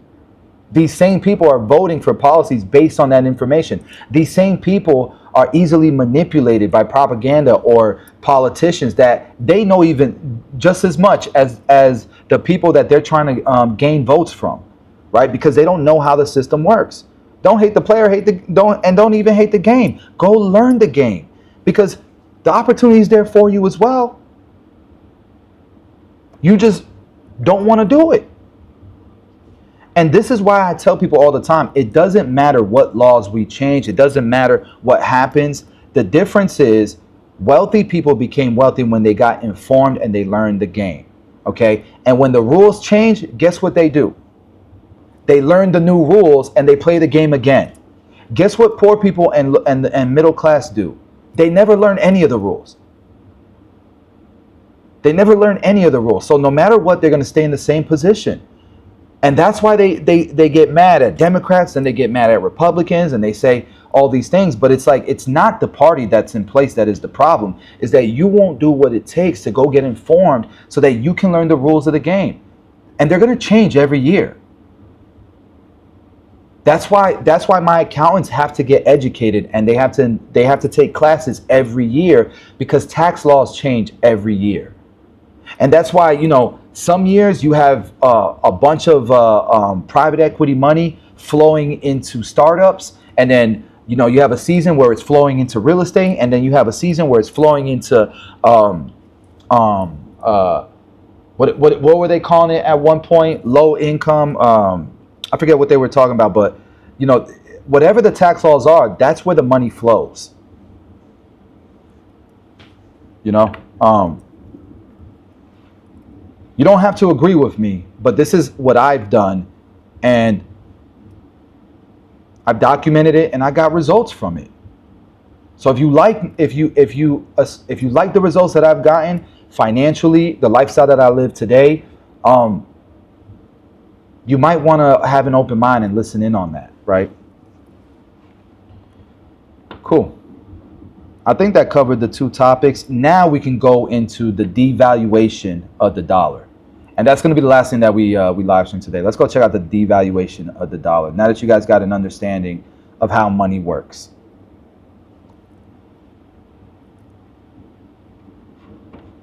President Trump and his tariffs will accelerate. And by the way, if you guys don't follow this guy, he owns a tax an accounting firm as well, and he knows his stuff. De-Dollarization. And he breaks it down straight to the point. Love his channel. Check it out. President Trump and his tariffs will accelerate de-dollarization. So that means that other countries will walk away from the US dollar and the dollar system. So it's not going to happen overnight, but it's already been happening, and this is just going to make it happen more quickly. So Trump's tariffs sparked a crisis of confidence in the US dollar, and I want to explain to you what happened last week. So as you know, President Trump's reciprocal tariffs sent the stock market plunging. So normally, investors react by flocking towards US Treasuries for safety, and the dollar strengthens. But this time, that did not happen. Now, I want to show you this video clip of the co-founder of BlackRock saying that this is not normal. So please take a look.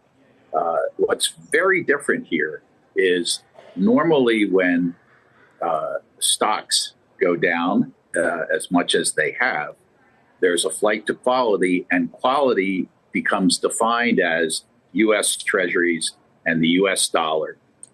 In this particular downdraft in the market, we're seeing Treasury yields go up and the dollar weaken. That's kind of an alarming trend. To me, that's flashing yellow that something is going on here more than just deleveraging. Okay, so now you have people asking the question, is the dollar no longer the reserve currency of the world? And my answer is that the dollar is still the reserve currency of the world. However, it is losing ground. So here's the dollar's share as a global reserve currency since 2016. So as you can see, it's been a steady decline. So here's a 25-year chart, and it's the same thing, a steady decline from 72% to now 58%. Acceleration of this. Real quick, I'm sorry. Yeah. All right, there you go. I wanted to emphasize this. So when you see people talk about China manipulating their currency and all of these countries trying to, they know about this, and they are genuinely trying to take this power away from America. If that happens, Americans don't have to worry about cutting out the middleman and buying straight from China. You're not gonna have money to be a consumer. You ain't gonna have money to buy fake Louis Vuitton if this happens. So how the hell so many Americans are not pro-America is because it's just pure ignorance. But nonetheless, man, we'll continue watching this. Now 58%. And the fear is that we're going to see an acceleration of this de-dollarization. Okay, but I want to show you this so that you don't misunderstand the situation. You don't misunderstand what's going on here. So in second place is the euro, okay? But look at the percentage change. In 2009, it had a 28% share of the global reserve. Now it's around 20%, so it's actually fallen. So it's not like the US dollar is being replaced. I don't think you guys heard me, my bad. Let me repeat what I was saying. What I was saying is, this is why it's scary. It's important. This is why you hear so many people saying, China's manipulating the currencies, their currencies, and all of these countries are trying to overtake America as they're trying to change the world order. And so all these Americans, what they're doing is they're funding China's currency, and by being a consumer there. And China's turning around and trying to keep us in more debt, devaluing their currency so that we stay in debt. And that's what's causing a lot of this decline. And so it baffles my mind that Americans are okay with this and they're so pro-China, and they're talking about cutting out the middleman, and I'd rather buy straight from China than buy from corporate greed. Listen, if this continues, you ain't got to worry about buying shit, because you won't be able to afford even fake Louis Vuitton, because your currency ain't gonna be worth nothing. It's just ignorance. It's dumb. By the euro, no. Nor is it being replaced by the Chinese RMB. No, that's not happening either.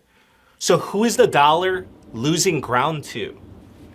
So the dollar has been losing ground to a little bit of multiple currencies. So all these currencies have slightly been gaining since 2016. The Japanese yen, the British pound, Canadian dollar, Australian dollar, Chinese RMB, Swiss franc, and others. So this light blue line, that's a mixture of other currencies. So essentially what's happening is that the dollar is not being replaced by another currency. Rather, the dollar is being replaced by baskets of multiple currencies. Now somebody needs to explain this to Treasury Secretary Scott Bessent, because he's saying that we don't have to worry about the dollar being replaced by the Chinese RMB.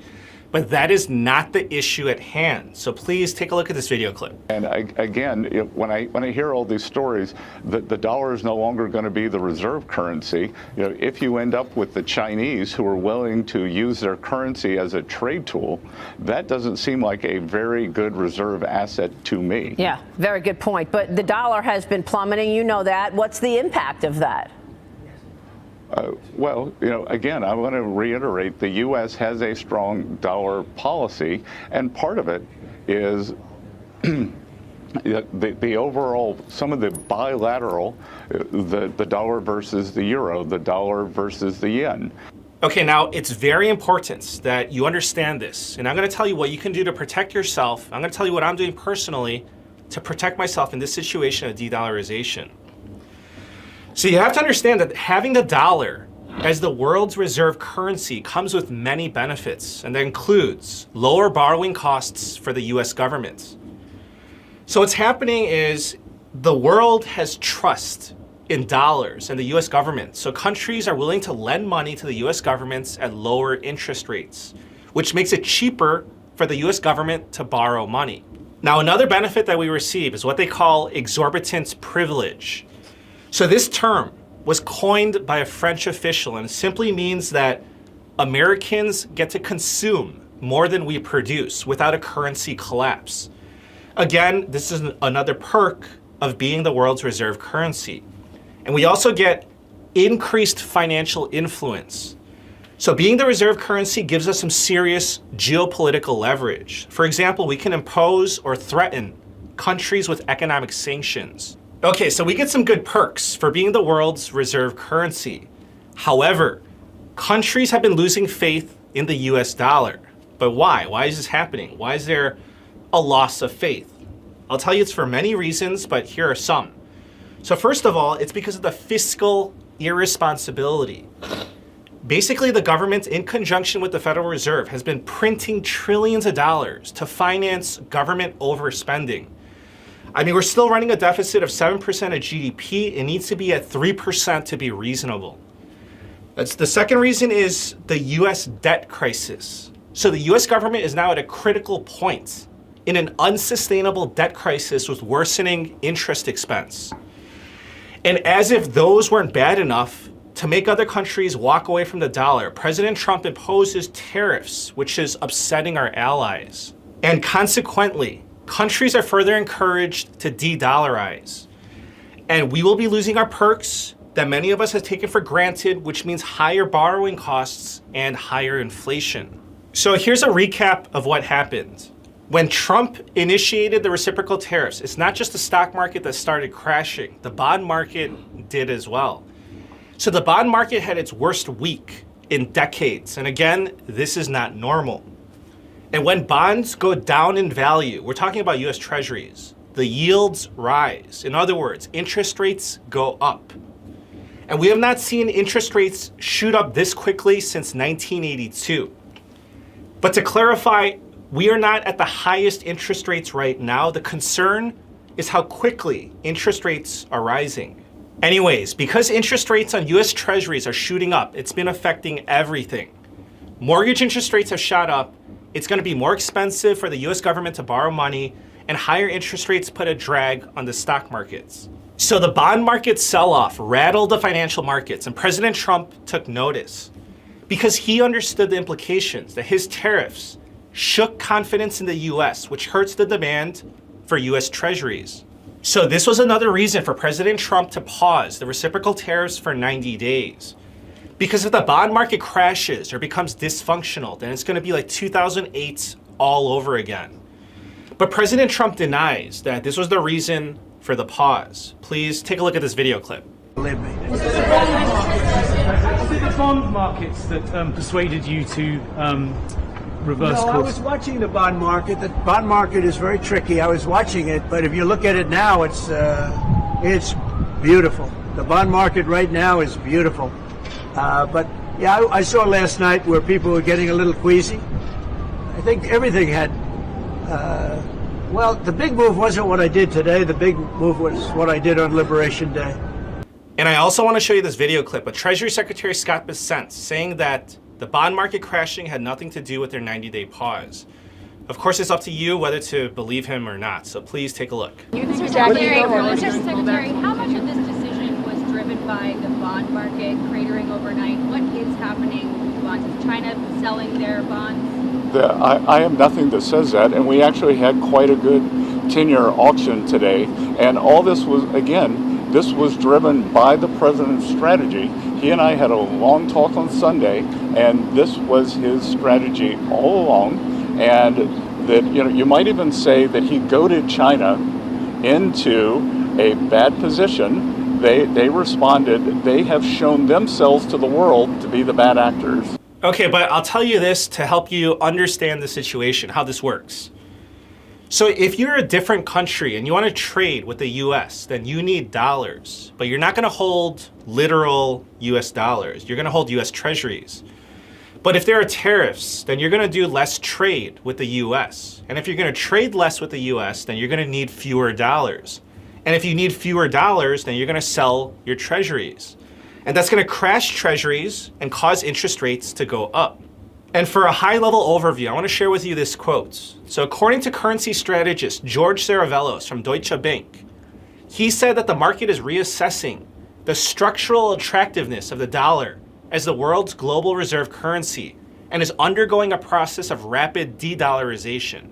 Okay, so me personally, what am I doing to protect myself from de-dollarization? And this is something that you can do as well.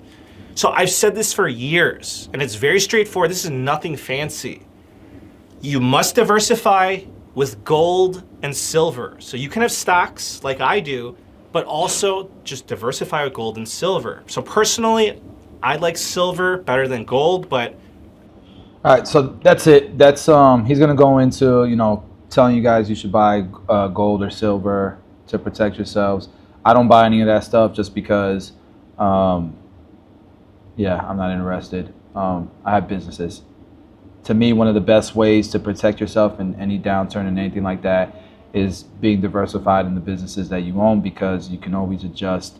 You know, you can always adjust things. You're in control of your business. Crypto is another good one, I think, but you know, I'll leave that up to you guys. With that being said, man, I think we covered a lot. I think that was a good time. Covered a lot of different topics. You know, I'd love to see people educate themselves more, be more pro-America. And I want our economy to do well. I want people to do well. And this channel, we're gonna keep growing in business and finance and health and wealth, all that good stuff. So I will see you guys again tomorrow. Thanks for chopping it up with me for a few hours. Have a good one, y'all.